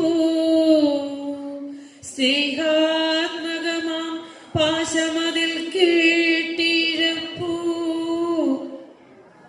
അജ്ഞാനികളാണ് ഞങ്ങള്, പാവങ്ങളാണ്, ഒന്നും അറിയില്ല. എന്തൊക്കെ ഉണ്ട് ഉറങ്ങി അങ്ങ് നശിച്ച് അങ്ങ് ജീവിച്ചു പോകാൻ മാത്രമേ ഞങ്ങൾക്ക് അറിയുള്ളൂ. അങ്ങനെ മോഹാകുലരായ ഞങ്ങളെ സ്നേഹമാകുന്ന കയർ കെട്ടി ഇവിടെ വാടാ അല്ലെ, ഇതാണ് ശരിയായ വഴി എന്ന് ആ സ്നേഹമാകുന്ന ചരട് കെട്ടി വിളിക്കുന്ന ആ ജനകനെ പോലവേ ക്ഷേമചിന്ത, ഒരു പിതാവിന്റെ ക്ഷേമചിന്തയോടെ നമ്മളെ ആ എന്താ പറയാ ഈ സന്മാർഗത്തിലേക്ക്, വെളിച്ചത്തിന്റെ വഴിയിലേക്ക് നയിക്കുന്ന ഗുരുവല്ലോ പരദൈവം എന്ന് പറഞ്ഞത് ആരാ ഗുരുസ്തവം എഴുതിയേ? കുമാരനാശാൻ. എന്നാ എഴുതിയേ? ഗുരുവിന്റെ 60ാമത്തെ പിറന്നാളിന് ഷഷ്ടിപൂർത്തിക്ക് കഴിഞ്ഞ മാസം ഞാൻ പറഞ്ഞില്ലേ, അവിടെയായിരുന്നു, കുളത്തൂർ കൊല്ലത്തുകരയിലായിരുന്നു. അവിടെ വെച്ചാണ് ഗുരുവിന്റെ 60ാം പിറന്നാളിനാണ് ഗുരുവിനെ ലോകത്തിൽ ആദ്യമായി ആരാധന ചെയ്ത ഒരു ചിത്രകാരൻ വരച്ച ചിത്രത്തെ ഫോട്ടോ. ഇനി കുളത്തൂര് പോയവരൊന്ന് കൈമുക്കിയേ. കുളത്തൂർ കൊലത്തുകരി പോയിട്ടുണ്ടോ? മഹാക്ഷേത്രമാണ് കേട്ടോ, മഹാക്ഷേത്രമാണ്. അപ്പോ അവിടെ ആദ്യമായി ആരാധ്യനതോർത്തിയിടുകിൽ ഞങ്ങൾക്ക് വിടുന്ന നാരായണമൂർത്തേ, ഗുരുനാരായണമൂർത്തേ. ഗുരു ശരീരത്തോടു കൂടി ഇരിക്കുമ്പോഴാണ് കേട്ടോ. ഇപ്പൊ ചോദിച്ചില്ലേ ഗുരു ദൈവമാണോ എന്നൊക്കെ. അങ്ങനെയാണ് ശ്രീകൃഷ്ണൻ ദൈവമാണോ? ബുദ്ധൻ ദൈവമാണോ? ശ്രീരാമൻ ദൈവം? അയ്യോ, അത് ചോദിച്ചപ്പോഴുള്ളൂ നോക്കല്ലേ. ശ്രീരാമൻ ദൈവമാണോ? അവരൊക്കെ ഒരു അച്ഛന്റെ അമ്മയുടെ മക്കളായി ഈ ലോകത്തേക്ക് വന്ന് സൽപ്രവൃത്തി കൊണ്ടും ശ്രേഷ്ഠത കൊണ്ടും ദൈവമായതല്ലേ. അത് യുഗങ്ങൾ കഴിഞ്ഞാണ് അവർക്കൊക്കെ ആരാധന കിട്ടുന്നത്. ഇത് 171ാമത് ജയന്തി കഴിഞ്ഞു. 100 അടുക്കുന്നേയുള്ളൂ മഹാസമാധി. ഈ നമ്മുടെയും 2 തലമുറ കഴിയുമ്പോ ചോദിക്കും, ഇങ്ങനെ ഒരു ഗുരു, അതും ഇവിടെ ആരോ പറഞ്ഞു, ഇങ്ങനെ ഒരു ഗുരു ജീവിച്ചിരുന്നോ?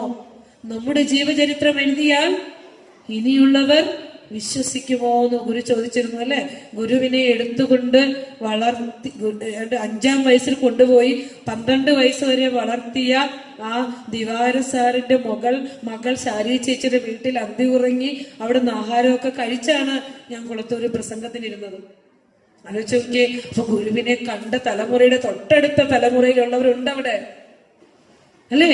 കുറെ കഴിയുമ്പോൾ നമ്മുടെ മക്കളെയൊക്കെ ഇത് പരിചയപ്പെടുത്തി കൊടുത്തില്ലെങ്കിൽ ഇത് ഏതോ ഒരു ആളുകൾ ഉണ്ടാക്കിയ ഒരു സങ്കല്പം എന്ന് പറയും. അടുത്ത തലമുറയിലേക്ക് ഒരു ഗുരുവിനെ പകർത്തി കൊടുക്കുക, ഈ അറിവ് നമ്മള് പകർന്നു കൊടുക്കുക. ഗുരു ഒരു സത്യമാണ്. ഗുരു വന്നിരിക്കുമ്പോഴാണ് കുളത്തൂര് ഗുരുവിന്റെ ഫോട്ടോ വെച്ചിട്ട് മണിയടിച്ച് അവിടെ നേദ്യമൊക്കെ വെക്കുക. അപ്പൊ ഗുരു പറയാ, നാം ഇവിടെ വിശന്നിരിക്കുമ്പോൾ ദാ നമ്മുടെ ചിത്രത്തിനെ ആരാധന ചെയ്യുന്നു. അത്രയും വിശ്വാസവും ഭക്തിയും ആ ഗുരുവിന്റെ ഈശ്വരീയതയെ അനുഭവിച്ചറിഞ്ഞവരാണ് ആ കാലഘട്ടത്തിലെ ജനങ്ങളെല്ലാവരും അല്ലെ. ആ ഗുരു നമ്മളോട് പറയാണ്, അൻപകന്നൊരു നെഞ്ചാൽ വരുമല്ലലൊക്കെയും. ഹൃദയത്തിൽ നിന്ന് അൻപ് നഷ്ടപ്പെട്ടു പോകുമ്പോഴാണ് മനുഷ്യന് ദുഃഖം ഉണ്ടാകുന്നത്. ഇത് എല്ലാ തരത്തിലുള്ള ദുഃഖത്തിനും കാരണമാകുന്നു എന്ന് ഗുരു പറഞ്ഞു. 2ാമത്തെ ശ്ലോകത്തിലൂടെ എന്താ നമ്മൾ പഠിച്ചേ? അറിവില്ലായ്മയാണ് ദുഃഖത്തിനുള്ള കാരണം. അറിവ് എന്ന് പറയുമ്പോൾ ഫിസിക്സും കെമിസ്ട്രിയും ബയോളജിയും സോഷ്യലൊക്കെ പഠിച്ചിട്ടുള്ള അറിവാണോ? പിന്നെ ഏതറിവാ? അതവിടെ നല്ലതായിട്ട് ഗ്രഹിക്കുന്നത്. ആ മയക്ക് മേടിച്ചൊന്ന് പറഞ്ഞേ. എങ്ങനെയുള്ള അറിവാ? നമ്മളെ നാം തന്നെ മനസ്സിലാക്കുന്ന ആ ഉള്ളിൽ നിന്നിട്ടുള്ള അറിവ്. അതെ. ഇപ്പോ പേരെന്തെന്നായിരുന്നു? അനില. അനില. ഇപ്പൊ അനിലയുടെ വാക്കായിട്ട് വന്നത് ആ ആത്മശക്തിയെ ഒന്ന് ചലിച്ചിട്ടാണ് അതിൽ നിന്ന് ശബ്ദം വന്നത്. ഞാനിപ്പോ ഒന്ന് കൈ എടുക്കുന്നുണ്ടെങ്കിൽ ആത്മശക്തി അനുവദിച്ചാലേ എനിക്ക് കൈ എടുക്കാൻ പറ്റുള്ളൂ. ഇതറിയണമെന്നേ പറയുന്നുള്ളൂ, വേറൊന്നും അറിയണ്ട. ഇതറിയണമെന്നേ ഗുരു പറയുന്നുള്ളൂ, അല്ലേ? അതിനാണ് നമ്മൾ ഈ ലോകം മുഴുവൻ ഓടി നടക്കുന്നത്. ഒന്ന് ആലോചിച്ച് നോക്കൂ. അപ്പൊ ഇവിടെ പറയാണ്, ഈ ഇരുട്ടാണ് എല്ലാ തരത്തിലുള്ള ദുഃഖങ്ങൾക്കും കാരണം. അപ്പൊ വെളിച്ചം ഉണ്ടാകണം. വെളിച്ചത്തിന് ഗുരു ദൈവത്തിന്റെ ലക്ഷണം എന്താണ് എന്ന് ചോദിച്ചാൽ ഗുരു പറയും തജ്ജ്യോതിഹി, ഈശ്വരൻ വെളിച്ചമാണ്. അതുകൊണ്ടാണല്ലോ തൃശ്ശൂര് കാരമുക്ക് വന്നപ്പോ കൃഷിക്കാരും കർഷക തൊഴിലാളികളും പാവപ്പെട്ട ജനങ്ങൾക്ക് ജീവിക്കുന്ന എഴുത്തും വായനയും അറിയില്ലാത്ത ഒത്തിരി സാധാരണക്കാരായ ജനങ്ങള് നിങ്ങളുടെ അടുത്തൊക്കെ തന്നെയല്ലേ കാരമുക്ക്, അല്ലേ? അവിടെ ഗുരു എന്താ പ്രതിഷ്ഠിച്ചു തന്നെ? വിളക്കാ പ്രതിഷ്ഠിച്ചത്. വെളിച്ചം വരട്ടെ, അറിവുണ്ടാകട്ടെ, ഇരുട്ട് മാറട്ടെ. ഇരുട്ടല്ലേ പ്രശ്നം മനുഷ്യന്റെ. മുരിക്കുമ്പുഴ കാളകണ്ഠേശ്വരത്ത് വന്നപ്പോൾ ദേവീ ദേവ വിഗ്രഹങ്ങൾക്ക് പകരം എന്ത് വെച്ചു? സത്യം, ധർമ്മം, ദയ, ശാന്തി. ഇതാണ് ഈശ്വരൻ. ഒരു മനുഷ്യന്റെ ഉള്ളിൽ സത്യമുണ്ടോ, ധാർമ്മികപരമായി അവൻ ജീവിക്കുന്നുണ്ടോ, ദയയുണ്ടോ, സ്നേഹമുണ്ടോ, അവനാണ് ദൈവം. എത്ര ശ്രേഷ്ഠമായ ധർമ്മമാണ് ഗുരുവിന്റെ. എന്തിനാ നമ്മൾ ഓടുന്നത്? 100 കോടി സൂര്യപ്രഭയാർന്ന് പ്രകാശിക്കുന്ന ഒരു പരമ്പൊരുളിനെ കുലത്തിന് ഗുരുവായിട്ട് കിട്ടിയിട്ടും എന്തിനാ ഓടുന്നേ? ഓടേണ്ട ആവശ്യമില്ല. അപ്പോ അതാണ് പറഞ്ഞു വന്നത്. ഇവിടെ സത്യവും ധർമ്മവും ദയവും ശാന്തിയൊക്കെയാണ് ഈശ്വരൻ. ഒരു മനുഷ്യൻ ശാന്തനായിരിക്കുന്നുണ്ടോ അവൻ ഒരു ക്ഷേത്രത്തിലും പോകണ്ട. സത്യസന്ധമായി അവന്റെ ജീവിതത്തിൽ ബി ട്രൂത്ത്ഫുൾ അവേഴ്സെൽഫ്, നമ്മളോടും ഈ സമൂഹത്തോടും സത്യസന്ധത പുലർത്താൻ ഒരുവന് സാധിക്കുന്നുണ്ടോ അവൻ ഒരു ക്ഷേത്രത്തിലും പോകണ്ട. അവന്റെ മുന്നിൽ വരുന്ന കർമ്മങ്ങൾ ധാർമ്മികമായി അവന് ചെയ്യാൻ സാധിക്കുന്നുണ്ടോ അവനിൽ ദൈവികത്വമുണ്ട്. അവനാണ് ദൈവം, അല്ലെ? സത്യമാണോ ദൈവമെന്നും ഞങ്ങളുടെ കുട്ടികളുടെ അസംബ്ലിയിൽ പാടിപ്പിക്കുന്ന പാട്ടാ. സത്യമാണോ ദൈവമെന്നും ധർമ്മമാണോ ദൈവമെന്നും നീതിയാണോ ദൈവമെന്നും തോന്നണമേ, അല്ലേ? മക്കളെ പഠിപ്പിച്ചു കൊടുക്കണം. ഇതൊക്കെ നമ്മൾ പഠിപ്പിച്ചു കൊടുക്കണം മക്കളെ. അപ്പൊ അതുപോലെ തന്നെ മാനുഷിക മൂല്യങ്ങളെ ദൈവമായി പ്രതിഷ്ഠിച്ചു തന്ന ഗുരുവാണ്. ഏറ്റവും യുക്തിചിന്തയോടുകൂടിയാണ് ഗുരു കാര്യങ്ങൾ നടത്തുന്നത്. അന്ധമായ ഒരു വിശ്വാസത്തിലേക്കും ഗുരു നമ്മളെ കൊണ്ടുപോകില്ല. അതുകൊണ്ടാണ് തൃശ്ശൂർ കുറുക്കഞ്ചേരിയിൽ നിന്ന് ആലുവ അദ്വൈതാശ്രമത്തിലേക്ക് ഷഷ്ടിപൂർത്തി ആഘോഷത്തിന്റെ ചടങ്ങുകൾ എങ്ങും നടക്കുമ്പോഴാണ് അവിടെ എവിടുന്നാണ് കുറുക്കഞ്ചേരിയിൽ നിന്ന് അതിന്റെ ക്ഷേത്ര ഭാരവാഹികൾ വന്നിട്ട് ഗുരു ഞങ്ങൾക്ക് ഒരു വിഗ്രഹം പ്രതിഷ്ഠിച്ചു തരണം ക്ഷേത്രത്തില് പൂർവികര് പറഞ്ഞു കേട്ടിട്ടുണ്ട്. ഗുരുവായൂർ ഏകാദശിയൊക്കെ വരുമ്പോ തൃശ്ശൂരും ഗുരുവായൂരൊക്കെ ഉള്ള ആ ചുറ്റുപാടും ജീവിക്കുന്ന അധകൃതരാന്ന് കരുതി പിന്തള്ളിയിട്ടിരിക്കുന്ന മനുഷ്യരൊക്കെ അവിടുന്ന് മാറ്റി കളയാറുണ്ട്, കടകളൊക്കെ അടപ്പിക്കാറുണ്ട്. ആലോചിച്ച് നോക്കൂ, എത്രയോ വേദനകള് പീഡനങ്ങളൊക്കെ നമ്മുടെ പൂർവികർ അനുഭവിച്ചിട്ടുണ്ട്. ആലോചിച്ച് നോക്കൂ. അപ്പോ ഗുരു നമുക്ക് അരുവിപ്പുറം പ്രതിഷ്ഠയോടുകൂടി കേരളത്തിൽ അങ്ങോളമുള്ള ക്ഷേത്രവാതിലുകളെല്ലാം തുറന്നത് എപ്പോഴാ? അരുവിപ്പുറം പ്രതിഷ്ഠയോടുകൂടി ഗുരു അതാത് പ്രദേശങ്ങളിൽ ഭക്തജനങ്ങൾക്ക് അവരാവശ്യപ്പെടുന്ന പ്രതിഷ്ഠകൾ നൽകി. പക്ഷെ തൃശ്ശൂരുകാരോട് ഇത്തിരി സ്നേഹം കൂടുതലാണ്, ഒരു സംശയമില്ല. ഞാൻ എപ്പോഴും ആലോചിക്കാറുണ്ട്. വിളക്ക് തന്നിട്ട് പറഞ്ഞു നിങ്ങൾ പാവങ്ങളാണ്. ഞാൻ ശരിക്കും കേട്ടിട്ടുണ്ട് തൃശ്ശൂരുകാരത്തിന് പാവങ്ങളാണ്. സത്യമാണോ എന്ന് എനിക്ക് അറിയില്ല. അപ്പൊ പറയാണ് വിളക്ക് തന്നിട്ട് ഗുരു പറയേണ്ടത് ഡയറക്റ്റ് അങ്ങ് തന്നു, വെളിച്ചം വരട്ടെ, അതാണ് കേട്ടോ ഈശ്വരൻ. പിന്നെ കുറുക്കഞ്ചേരിക്കാരോട് പറഞ്ഞു ക്ഷേത്രത്തിൽ ഒരു വിളക്ക് തൂക്കിയാൽ പോരെ, ഓരോ സ്വാമി ആരും വരൂല. എന്ത് വേണം? ദേവനെ ദേവിയോ വിഗ്രഹം തന്നെ വേണം. ശിവനെയാണ് അവർ ആവശ്യപ്പെട്ടത്. അപ്പൊ ഗുരു പറയാ, വിളക്ക് തൂക്കിയിട്ട് ക്ഷേത്രത്തിന്റെ ഉള്ളിൽ മഹാന്മാരുടെ പടങ്ങൾ വെച്ചാ പോരെ? ചിന്തിക്കണം, ചിന്തിക്കണം. എന്താണ് ദൈവമെന്ന് ചിന്തിക്കണം. ദേവാലയങ്ങൾ പോലും ചൂഷണ സങ്കേതങ്ങളായി മാറുമ്പോൾ നമ്മൾ പണിയെടുത്ത് അധ്വാനിച്ച ധനം അന്യക്ഷേത്രങ്ങളിൽ കൊണ്ടുപോയി നിക്ഷേപിക്കുമ്പോൾ ഓർക്കുക, ഒരു ഗുരുമണ്ഡപം ഇവിടെയുണ്ട്. ഒരു 10 പൈസ ഈ ഏരിയയിൽ നിന്ന് പുറത്തേക്ക് പോകരുത്. ആ മണ്ഡപത്തിൽ നിക്ഷേപിക്കുക, ആ ഭണ്ഡാരത്തിൽ നിക്ഷേപിക്കുക. അത് ഈ പ്രദേശത്തെ ജനങ്ങളുടെ പുരോഗതിക്ക് വേണ്ടി ഉപയോഗിക്കണം. അത് ഗുരു പറഞ്ഞതാ. ജനങ്ങളുടെ കുഞ്ഞുങ്ങളുടെ വിദ്യാഭ്യാസത്തിനോ ചികിത്സാ ചെലവിനോ വിധവകളായ സ്ത്രീകളുടെ പുനരുദ്ധാരണത്തിനോ അല്ലെങ്കിൽ പാവപ്പെട്ട ദരിദ്രരുടെ സംരക്ഷണത്തിനൊക്കെ നമുക്ക് ഉപയോഗിക്കാമല്ലോ. എന്തിനാ പൈസയും കൊണ്ട് ഓടണേ? എന്തിനാ പൈസയും കൊണ്ട് ഓടണേ? ഭക്തിയുടെ നല്ല പാഠങ്ങൾ ഭഗവാൻ നമുക്ക് പറഞ്ഞു തന്നത് പഠിക്കണ്ടേ?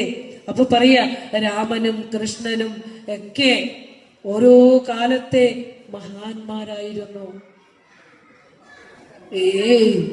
ഞങ്ങൾ ഇതൊന്നും വിശ്വസിക്കില്ല അല്ലെ? സത്പ്രവൃത്തി കൊണ്ടും അവരുടെ കായബലം ശരീരബലം കൊണ്ടും ആളുകൾ പ്രശംസിച്ച് ദൈവതുല്യരാക്കി. 2ാമത്തെ പ്രാവശ്യം ഇത് പറയുന്നല്ലേ? ഗുരു നമുക്ക് പറഞ്ഞു തന്നത്. കാരണം ശ്രീരാമൻ ജനിച്ചതോ അച്ഛനും അമ്മയ്ക്കുമാണ്. കല്യാണം കഴിച്ച് മക്കളും ഉണ്ട്.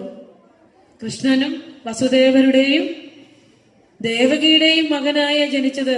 അത് ഒരു യാദവ കുലത്തിലാ ജനിച്ചതല്ലേ? അല്ലേ? നമ്മൾ ചോദിക്കുന്നുണ്ടോ ദൈവമാക്കണം? ചോദിക്കുന്നുണ്ടോ? ഇത് ജന്മന നൈഷ്ഠിക ബ്രഹ്മചര്യത്തോടു കൂടി ഈ ലോകത്തേക്ക് അവതരിച്ച് ഈ ലോകസംഗ്രഹ പ്രവർത്തനം നടത്തി തപസ്സിലൂടെ ആത്മീയമായ അനുഭൂതിയിലൂടെ ആത്മാനന്ദ വിലീന മാനസനായി ഈ ലോകത്തേക്ക് ഇറങ്ങി സത്യധർമ്മങ്ങൾ ഉൾക്കൊള്ളുന്ന 64ഓളം കൃതികൾ തന്നു. എത്രയോ ലോകസേവന കേന്ദ്രങ്ങള്, അരിയപ്പുറം മുതൽ ശിവഗിരി മുതൽ ആലുവ അദ്വൈതാശ്രമം മുതൽ എത്രയോ ലോകസേവാ കേന്ദ്രങ്ങള്, എത്രയോ വിദ്യാലയങ്ങള്, ആശ്രമങ്ങള്, മഠങ്ങള് എല്ലാം തന്നിട്ട് ഗുരു പറഞ്ഞു, ഇവിടെ ഒരാളും തെരുവിൽ അശരണരായി അലയരുത്. എല്ലാവർക്കും അഭയ കേന്ദ്രങ്ങൾ ഉണ്ടാക്കണം. എന്തെല്ലാമായിരുന്നു ഗുരു മുന്നിൽ കണ്ടത്. ഇതൊക്കെ കുറുക്കഞ്ചേരിയിൽ നടപ്പാക്കിയിട്ടുണ്ട്. അതുകൊണ്ട് തന്നെ ഞാൻ പറഞ്ഞത്, തൃശ്ശൂർക്കാർക്ക് ഗുരുവിനോടും ഗുരുവിന് തൃശ്ശൂർക്കാരോടും ഒരു പ്രത്യേക മമത തന്നെയാണ്. കാരണം ഗുരു ആശ്രമം എന്ന ഞാൻ വഴിമാറി പോകുന്നതല്ല, സന്ദർഭവശാ പറഞ്ഞു വരുന്നതാ. ആശ്രമം എന്ന കൃതി രചിക്കുന്നത് 1928 ഗുരുവിന്റെ മഹാസമാധിയുടെ വർഷം, ധർമ്മസംഘം രൂപീകൃതമായ വർഷം. കുറുക്കഞ്ചേരിയിലെ പ്ലാവിന്റെ ചുവട്ടിലിരുന്നു കൊണ്ടാണ് ശ്രീനാരായണൻ ധർമ്മസംഘത്തിന് രൂപം കൊടുത്തത്. നിങ്ങൾ നിസ്സാരക്കാരല്ല കേട്ടോ. നിങ്ങൾ ഗുരുവിനെ ഇത്ര അറിഞ്ഞാൽ പോരാ. നിങ്ങൾ ഗുരുവിനെ പറയാൻ ഇത്ര സമയം തന്നാ പോരാ. അപ്പോൾ അവിടെ ഇരുന്ന് ധർമ്മസംഘത്തിന് രൂപം കൊടുത്തിട്ട് പറഞ്ഞു, ആശ്രമ നിയമങ്ങൾ എഴുതിയുണ്ടാക്കുവാൻ ഗുരു പറഞ്ഞു. ആ നിശ്ചിത കാലം കഴിഞ്ഞിട്ടും ആശ്രമ നിയമങ്ങൾ എഴുതാത്തത് കൊണ്ട് ഗുരു തന്നെ എഴുതിയുണ്ടാക്കി. 5 ശ്ലോകങ്ങളോട് കൂടി ആശ്രമം എന്ന കൃതി വായിക്കണം, പഠിക്കണം. അതിന് ഗുരു പറഞ്ഞു, സ്ത്രീണാം പുംസാം പ്രദക് പ്രദക് വിദ്യാലയാ ദിശി ദിശി ക്രിയന്താമാശ്രമാ സഭാഹ. ഇവിടെയുള്ളതുപോലെ ഈ കൂർക്കഞ്ചേരിയെ തൊട്ട് കാണിച്ചിട്ട്, ഈ തൃശ്ശൂരിന്റെ മണ്ണിനെ തൊട്ട് കാണിച്ചിട്ടാ പറഞ്ഞത്, ഇവിടെയുള്ളതുപോലെ എല്ലായിടത്തും ആശ്രമങ്ങൾ ഉണ്ടാകണം, സഭകൾ ഉണ്ടാകണം, വിദ്യാലയങ്ങൾ ഉണ്ടാകണം. സ്ത്രീകൾക്കും കുട്ടികൾക്കും വേറെ വേറെ. കാരണം അവിടെ സ്ത്രീ അനാഥ മന്ദിരമുണ്ട്, വിദ്യാലയമുണ്ട്, ആയുർവേദ മരുന്നുകടയുണ്ട്, ധർമ്മസംഘമുണ്ട്. എല്ലാം ഇല്ലേ കുറുക്കഞ്ചേരിയിലെ ഒറ്റ ക്ഷേത്ര സമുച്ചയത്തില് അല്ലെ? ഒരു മാതൃകയാക്കി വെച്ചത് അവിടെയാ, നമ്മുടെ മണ്ണിനെ. ആലോചിച്ച് നോക്കൂ. അപ്പോ ഗുരു നമുക്ക് തന്നതിനെ നമ്മുടെ പൂർവികരായ, ഇപ്പോ ചാവക്കാടൊക്കെ പറയുമ്പോൾ 1, 2, 3 ഗുരുഭക്തരായ സമർപ്പിതരായ ഭക്തർ ഏക്കർ കണക്കിന് സ്ഥലം വാങ്ങിച്ചിട്ടിട്ട് ഇന്ന് നമ്മൾ അവിടെ ചെല്ലുമ്പോൾ എത്ര ആനന്ദമാണ്. ഗുരുവായൂർ ഭാഗത്ത്, തൃശ്ശൂർ ഭാഗത്ത് നിന്നൊക്കെ കുറേ ആളുകൾ, നമ്മുടെ പൂർവികര്, അവർക്ക് സ്വസ്ഥവും സമാധാനവും സ്വൈരവുമായി ജീവിക്കാൻ ആ സ്ഥലമൊക്കെ ഉപേക്ഷിച്ച് ചാവക്കാട് പരിസരങ്ങളിലൊക്കെ പോയി ജീവിച്ച ഒരു കാലം ഉണ്ടായിരുന്നു. ആ ഗുരുവെന്ന അച്ഛന്റെ പിതാവിന്റെ ആ പരമ്പൊരുളിന്റെ തണലില് ആലോചിച്ച് നോക്കണം. അപ്പോ അനുകമ്പാ ദശകത്തിലെ അടുത്ത ശ്ലോകം പറയാണ്, അരുൾ അൻപ് അനുകമ്പ മൂന്നിനും പൊരുളൊന്നാണിതു ജീവതാരകം. അരുളുള്ളവനാണു ജീവി എന്നൊരു വിട്ടിടുക ഈ നവാക്ഷരി. എത്ര നമ്മൾ പാടുന്തോറും കാരുണ്യം എന്നാണ്. പലപ്പോഴും കരഞ്ഞു പോകും. ഞാൻ എന്നെ പ്രസംഭാഷണത്തിന് വിളിച്ചു കഴിഞ്ഞപ്പോൾ അനുകമ്പാദശകം എടുത്തു വെച്ചപ്പോൾ പലപ്പോഴും ഞാൻ അറിയാതെ തന്നെ എൻ്റെ കണ്ണുകൾ നിറഞ്ഞൊഴുകിയിരുന്നു ഗുരുവിന്റെ അനുകമ്പാദശകം വായിക്കുമ്പോൾ. ഗുരു പറയുക, അരുൾ അൻപ് അനുകമ്പ മൂന്നിന്റെ അർത്ഥം ഒന്നാ. അറിവുണ്ടാവുമ്പോൾ അനുകമ്പ ഉണ്ടാവും, ദയ ഉണ്ടാവും, സ്നേഹം ഉണ്ടാവും. അല്ലേ? തൊട്ടടുത്തിരിക്കുന്നവരെയും കൂടി പരിഗണിക്കുമ്പോഴല്ലേ നമ്മൾ ഗുരുവിന്റെ ഭക്തന്മാരാണെന്ന് പറയാം. അല്ലേ? സഹജീവിയുടെ സ്നേഹവും അവരോട് സ്നേഹവും കാരുണ്യം ഉണ്ടാകുമ്പോഴല്ലേ നമ്മൾ ഗുരുവിന്റെ ഭക്തരാന്ന് പറയാ. ഈശ്വരഭക്തി സമം അരുൾ അൻപ് അനുകമ്പ. നിങ്ങൾ ഓടി നടക്കണ്ട, ഈ അരുള് അൻപ് അനുകമ്പ ഉള്ളിൽ വെച്ചാൽ മതി. നല്ല ജന്മമായി, ശ്രേഷ്ഠ ജന്മമായി നമുക്ക് ജീവിക്കാം. അപ്പൊ പറയാ, ഇത് ഗുരു നമുക്ക് തരുന്നൊരു താരക മന്ത്രമാണ്, ജീവതാരകം. ഈ ജീവനെ, ഈ സംസാര സാഗരത്തെ കടത്താനുള്ള ഒരു മന്ത്രമാ വെച്ച് തന്നേക്കണേ. എന്താണ്? ഒരു മനുഷ്യ ജീവന നാം എന്ന ജീവൻ നമ്മുടെ അന്ധകരണത്തിലേക്ക് പ്രതിബിംബിച്ചിരിക്കുന്ന, മനസ്സിലേക്ക് പ്രതിബിംബിച്ചിരിക്കുന്ന, ശക്തി സ്പന്ദനമായി പ്രതിബിംബിച്ചിരിക്കുന്ന ഈശ്വരാംശമാണ് നാം. അറിയാലോ? പിന്നെ നമ്മൾ എന്തുകൊണ്ടാ നമ്മുടെ ഉള്ളിൽ ഈശ്വരനാണെങ്കിൽ പിന്നെ നമ്മൾ എന്തിനാ ചീത്ത മനുഷ്യരാകണേ? വാസനയ്ക്ക് അനുയോജ്യമായി പോകുന്നതാണ് നമ്മളല്ലേ. അപ്പോ ഇവിടെ പറയാണ്, ഈ ജീവനെ ഇനി ഇങ്ങനെ ജനന മരണ ചുഴിയിൽപ്പെട്ട് പോയാൽ മതിയോ? നമ്മൾ പറയാറില്ല, ഒന്ന് ചത്താൽ മതിയായിരുന്നു. പലപ്പോഴും പറയാറുണ്ടല്ലേ? ദുഃഖങ്ങൾ അധികമാകുമ്പോൾ നമ്മൾ പറയാറുണ്ട്, ഒന്ന് മരിച്ചാൽ മതിയായിരുന്നു. രക്ഷപ്പെടൂല കേട്ടോ. മരിച്ചാൽ സംഭവിക്കണേ എന്താന്ന് വെച്ചാൽ, ഈ ശരീരത്തിന്റെ പ്രാരബ്ധം ഒടുങ്ങുമ്പോഴും അങ്ങനെ തോന്നണേ, നേരെ ആ ജീവൻ അങ്ങോട്ട് പോകും അടുത്ത ശരീരത്തിലേക്ക്. ഉദാനപ്രാണൻ, 5 പ്രാണങ്ങളിൽ ഒന്നാണ് ഉദാനപ്രാണൻ. ആ പ്രാണൻ വാസനാനിയുക്തമായ ഈ ജീവനെ ഈ വാസനയ്ക്ക് അനുയോജ്യമായ മറ്റൊരു ശരീരത്തിലേക്ക് പ്ലേസ് ചെയ്യുന്നത് വരെ ഉദാനപ്രാണന് ഡ്യൂട്ടി ഉണ്ട്. ബാക്കി അവിടെ ചെന്നിട്ടു, ബാക്കി അടുത്തതിൽ. അപ്പൊ തീരും. പക്ഷെ എവിടെ തീരും? ഈ ചക്രത്തിൽ നിന്ന് ഇറങ്ങണ്ടേ? ദേഹമാകുന്ന കൂട്ടിൽ പെട്ടുപോയി ഈ കൂട്ടിൽ നിന്നൊന്ന് ഇറങ്ങണ്ടേ? വേണം. അതിന് ഭഗവാന്റെ പാദങ്ങളിൽ ശരണാഗതി ചെയ്തുകൊണ്ട് പറയാ. നമ്മള് മരിച്ചു കിടക്കുമ്പോ പാടിയ പോരാ, ജനിമരണങ്ങളെനിക്കിനി വേണ്ട, അല്ലേ? അങ്ങനെ പറഞ്ഞൊന്നും കിട്ടില്ല. അവസാനം പാടിയാ പോരാ. ആ പാട്ട് പാടുന്നത് നിൽക്കണവർക്ക് ബോധം ഉണ്ടാകാനാ, മരിച്ചടങ്ങുന്നവർക്ക് വേണ്ടിയിട്ടല്ല, അല്ലേ? അപ്പോ നേരത്തെ പണിയെടുക്കണം, നേരത്തെ പണിയെടുത്ത് തുടങ്ങണം. കേൾക്കേണ്ടത് കേൾക്കണം, അറിയേണ്ടത് അറിയണം. അപ്പൊ പറയാണ്, ഈ സംസാര സാഗരത്തെ കടത്താൻ ഒരു താരക മന്ത്രം ഗുരു പറഞ്ഞു തന്നു. അതെന്താണെന്ന് നോക്കാം. അരുളുള്ളവനാണു ജീവി, അരുളുള്ളവനാണു ജീവി. എന്നെ നോക്കിക്കേ, 9 അക്ഷരമുണ്ട്. 9 അക്ഷരമുള്ള ഒരു മന്ത്രം എപ്പോഴും ഉരുവിട്ടുകൊണ്ട് നടക്കാൻ. എന്റെ പൊന്നു ഭഗവാനെ, ഈ കലിയുഗത്തിലെ കലികൽമഷങ്ങൾക്ക് ഔഷധക്കൂട്ടായി അങ്ങ് തന്നതല്ലേ ഭഗവാനെ ഈ മന്ത്രം, അല്ലേ? എന്താ? ആ രു ലു ല വ ന നു ജി വി, 9 നവാക്ഷരി. എപ്പോഴും ഇത് ചൊല്ലിയാ മതി. ഓം നമോ നാരായണായ, ഓം നമോ ഭഗവതേ വാസുദേവായ, ഓം നമ ശിവായ, അമ്മേ നാരായണ, അതൊക്കെ ചൊല്ലാറില്ലേ? ആ മന്ത്രങ്ങളുടെ എല്ലാ മന്ത്രങ്ങൾ കൊണ്ട് നമ്മൾ എത്തിച്ചേരുന്ന ഏത് അറിവിലേക്കാണോ, കരുണയിലേക്കാണോ, അത് ഡയറക്റ്റ് എടുത്ത് തന്നിട്ട് പറയാ, അരുളുള്ളവനാണു ജീവി എന്നൊരു വിട്ടിടുക ഈ നവാക്ഷരി. മനുഷ്യൻ കൂട്ടത്തോടെ കൊന്നു വീഴുമ്പോൾ അത് ആ യുദ്ധത്തിന്റെ പരിണിത ഫലം ജന്മാന്തരങ്ങളിലും അടുത്ത എത്രയോ തലമുറകളായി അനുഭവിക്കുമ്പോഴും അവിടുന്ന് നൽകി ഹൃദയത്തിൽ അൻപും അനുകമ്പയും ഉള്ളവനാണ് യഥാർത്ഥ മനുഷ്യൻ. അരുളുള്ളവനാണ് ജീവി, അരുളുള്ളവൻ മാത്രമാണ് ജീവിക്കുന്നത് എന്ന 9 അക്ഷരമുള്ള മന്ത്രം നീ ഉരുവിട്ടുകൊണ്ട് നടക്കൂ എന്നാണ് ഗുരു നമ്മെ പഠിപ്പിച്ചു തന്നത്. അപ്പോ നമ്മുടെ കുഞ്ഞു മക്കൾ ഇവിടെ ഇഷ്ടം പോലെ ഇരിപ്പുണ്ട്. ജന്മം നൽകിയ മാതാപിതാക്കളെ ചേർത്ത് വെക്കണം മക്കളെ. നമ്മുടെ ഉള്ളിൽ അറിവിന്റെ വെളിച്ചം വീശിയ ഈ ഗുരുവിനെ നിങ്ങൾ എന്ന് പഠിക്കാൻ തുടങ്ങുന്നോ അന്ന് നിങ്ങളുടെ ജീവിതത്തിലേക്ക് വെളിച്ചം വീശി തുടങ്ങും.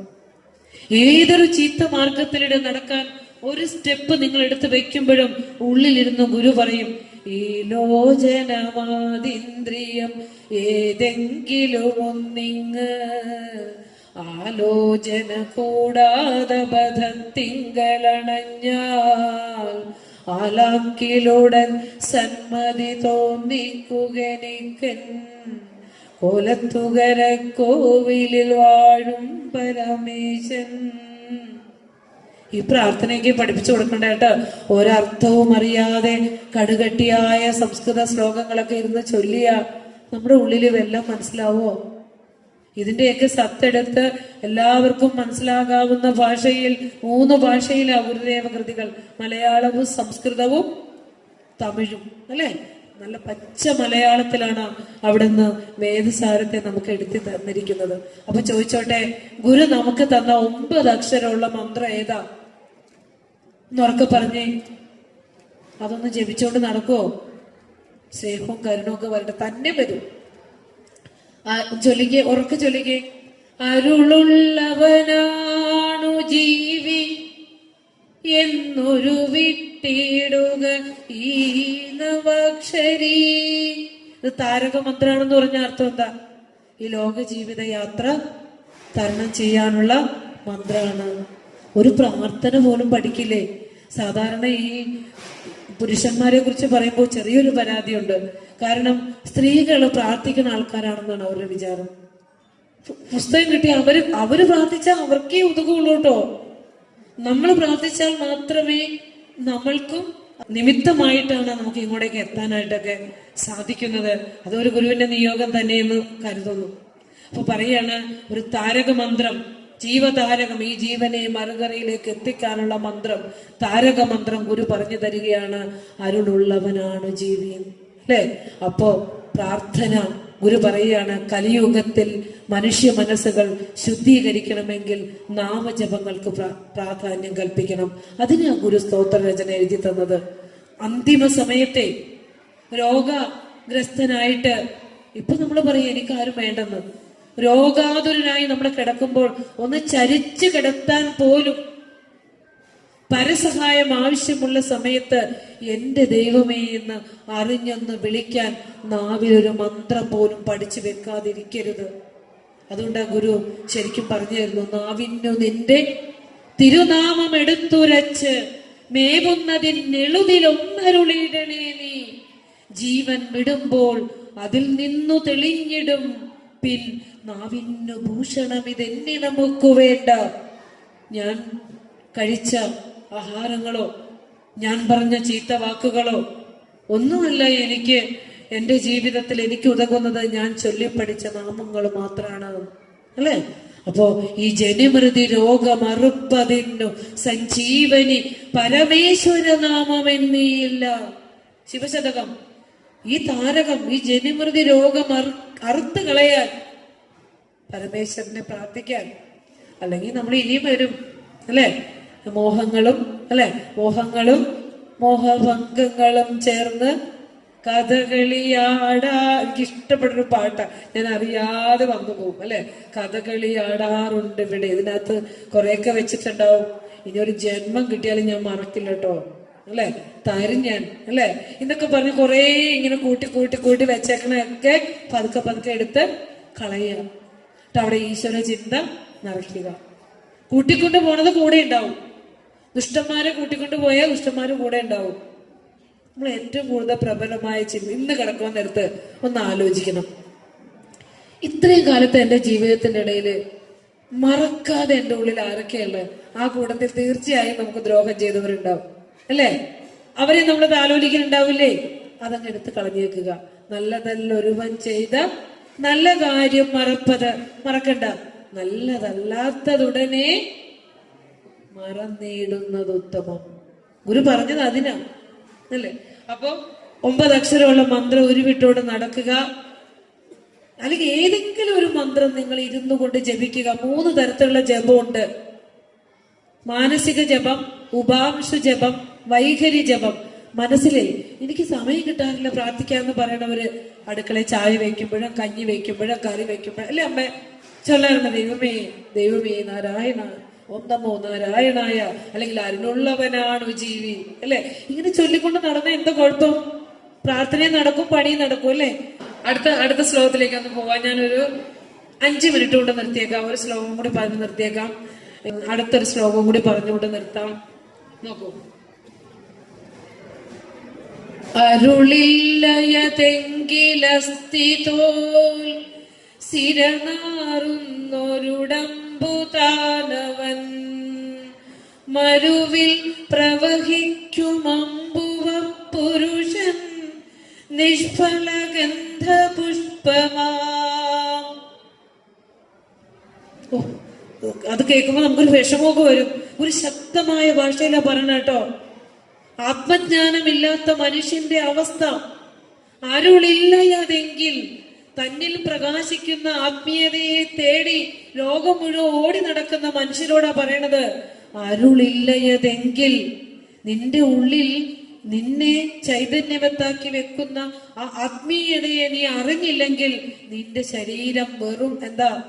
അസ്ഥി, സിര അല്ലെ? തോൽ. നമ്മുടെ ശരീരം നിർമ്മിച്ചിരിക്കുന്നത് സപ്തധാതുക്കൾ കൊണ്ടാണ്. തൊലി, മാംസം, മേധസ്, അസ്ഥി, രക്തം, ശുക്ലം, ഇങ്ങനെയൊക്കെ പോകുന്നു. ഇങ്ങനെ സപ്തമലങ്ങൾ കൊണ്ട് നിർമ്മിച്ച ഈ ശരീരത്തിൽ ആത്മീയമായ ആ ഒരു തെളിച്ച ഇല്ലെങ്കിൽ വെറും ജഡം മാത്രം. മരിച്ചു കഴിഞ്ഞ ഒരു നിമിഷത്തിനുള്ളിൽ നമ്മുടെ മുഖത്തേക്ക് നോക്കിക്കേ, പേടിയാവും നോക്കല്ലേ? വിളറി വെളുത്ത് വല്ലാത്ത രീതിയിൽ നമ്മൾ പ്രേതം എന്ന് വിളിച്ച് പേര് പോലും എന്നെ വിളിക്കില്ല. ഡെഡ് ബോഡി എപ്പോഴാ വന്നേനെ വിളിക്കുള്ളൂ അല്ലേ? എന്തിനാ നമ്മൾ ഇത്രയും നാള് സ്നേഹിച്ചിരുന്നേ? അറിയാതെ തന്നെ ഈ പൊരുളിനെ തന്നെ സ്നേഹിച്ചിരുന്നത്. അറിയാതെയാ സ്നേഹിച്ചത്. ഇനി അറിഞ്ഞ് സ്നേഹിക്കൂ. രണ്ടും തമ്മിൽ വ്യത്യാസം ഉണ്ടല്ലേ? അറിഞ്ഞ് സ്നേഹിക്കുന്നതും അറിയാതെ സ്നേഹിക്കുന്നതും തമ്മിൽ വ്യത്യാസമുണ്ട്.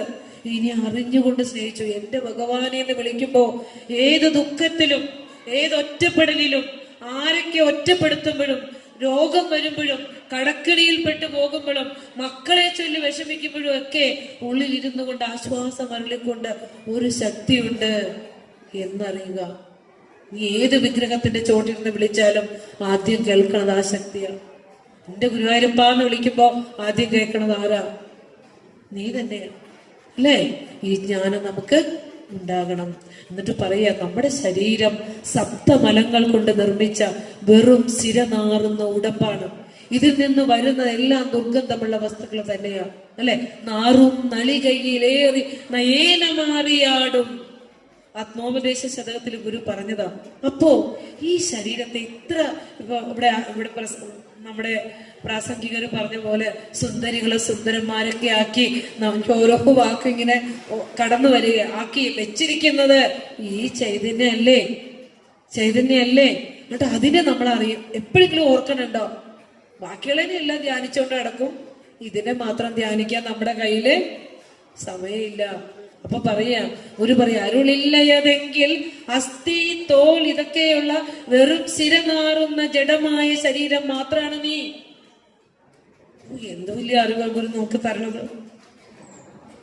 പഠിക്കാനേ സുഹൃതമുള്ളവർക്കേ പറ്റുള്ളൂ കേട്ടോ. അനുകമ്പാദശമൊക്കെ കേൾക്കണമെങ്കിൽ ലോകത്ത് മതത്തിന്റെയും ജാതിയുടെയും മതത്തിന്റെയൊക്കെ പേര് പറഞ്ഞ് ഗുരുക്കന്മാരെ പഠിക്കാതെ മാറ്റിവെക്കുന്നവർക്കൊന്നും യോഗമില്ലാന്നേ പറയണ്ടു. അപ്പൊ പറയാണ്, അവൻ അരുളില്ലാത്ത മനുഷ്യനെ ഗുരു 2-3 കമ്പാരിസൺ നടത്തുന്നുണ്ട്.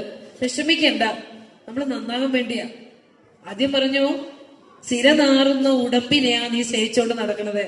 പിന്നെ പറഞ്ഞാണ് എന്താ? മരുവിൽ പ്രവഹിക്കും അമ്പുവ പുരുഷൻ. മരുഭൂമിയിൽ ജോലി ചെയ്തവർക്കറിയാം, സൂര്യപ്രകാശം അടിക്കുമ്പോൾ അവിടെ വലിയ ഒരു സമുദ്രം അലനില്ലുന്ന പോലെ തോന്നും. മരുഭൂമിയിൽ ആദ്യമായിട്ട് പോകുന്നവർ അത് സമുദ്രമാണെന്ന് കരുതി ചെന്ന് കൈകാല് കഴുകാനോ വെള്ളം കുടിക്കാനോ ഒക്കെ ഓടിച്ചെല്ലും. അവിടെ ഒരു വെള്ളവും ഇല്ല, ജലഭ്രമം, വെറും പ്രതീതി മാത്രം. അപ്പൊ മൃഗങ്ങൾ ഇങ്ങനെ അത് വെള്ളമാണെന്ന് കരുതി ഓടിച്ചെല്ലും. അടുക്കുമ്പോ പിന്നെ അകന്നും, പിന്നെ ഓടും. അങ്ങനെ ഓടി ഓടി ശരീരം തളർന്ന് അവിടെ വീണ് മരിക്കും. അതുപോലെ ഭൗതിക ജീവിതത്തിൽ ഇന്ന് സുഖം വരും, നാളെ സുഖം വരും, അല്ലെ എന്നും കരുതി ജീവിച്ച് അവസാനം പാവം ചത്തുപോകുന്നു. പാവം ശിവ ശിവ. ബാങ്കിൽ വെച്ചേക്കണത് ഞാൻ എപ്പോഴും പറയുന്ന ഒരു കാര്യമാണ്. ബാങ്കിൽ വെച്ചേക്കണം എവിടെയൊക്കെ വെച്ചിട്ടുണ്ടെന്നൊക്കെ ഒന്ന് നേരത്തെ പറഞ്ഞേക്കുക.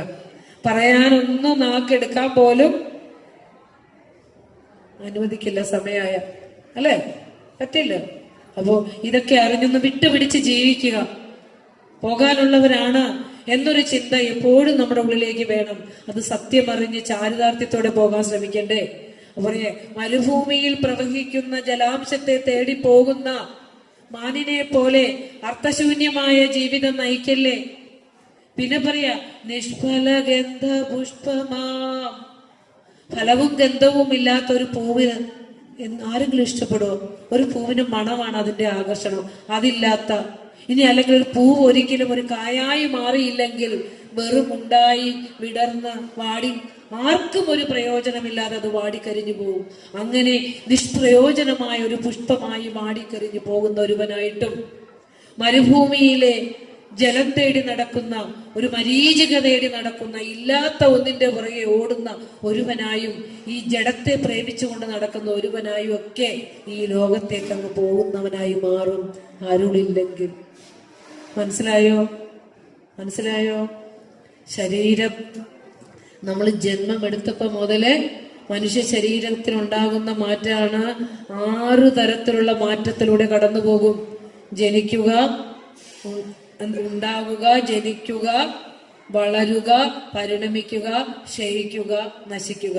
ഈ ലോകത്തുണ്ടായതെല്ലാം ഷഡ്ഭാവ വികാരങ്ങളിലൂടെ കടന്നു പോകും. ഒരൊറ്റ ചോദ്യം ചോദിച്ചുകൊണ്ട് നിർത്താം. ജന്മം തന്നപ്പോൾ ഇട്ട ആ ഞാൻ തന്നെയാണ് ശൈശവ, ബാല്യ, യൗവന, കൗമാര, വൃദ്ധാവസ്ഥയിലേക്ക് എത്തുമ്പോഴും ശരീരം മാത്രം ചലിച്ചു പരിണമിച്ചു മാറും. ആത്മസ്വരൂപത്തിന് യാതൊരു മാറ്റവും ഇല്ലാതെ ഫ്രഷായിട്ട് നിത്യശുദ്ധമായിട്ട് അവിടെ ഇരിക്കും. അപ്പോ നശിക്കുന്നതെല്ലാം പരിണാമത്തോടു കൂടിയതാണ്. ശരീരം പരിണാമത്തോടു കൂടിയതാണ്, നശിക്കുന്നതാണ്.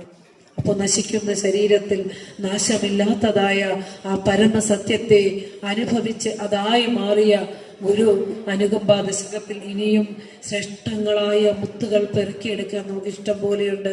ഇനി ഏതെങ്കിലും ഒരു സന്ദർഭത്തിൽ ഭഗവാൻ അനുഗ്രഹിക്കുമെങ്കിൽ, ഇപ്പൊ വന്നു ചേർന്നതുപോലെ ഒരു അവസരം വന്നു ചേർന്നുവെങ്കിൽ നിങ്ങളെ കാണാം എന്ന് പറഞ്ഞുകൊണ്ട് നിങ്ങളുടെ ഈ വാർഷിക ചടങ്ങ് ഏറ്റവും ധന്യമായി തന്നെ നടന്നു എന്ന് വിശ്വസിക്കുന്നു.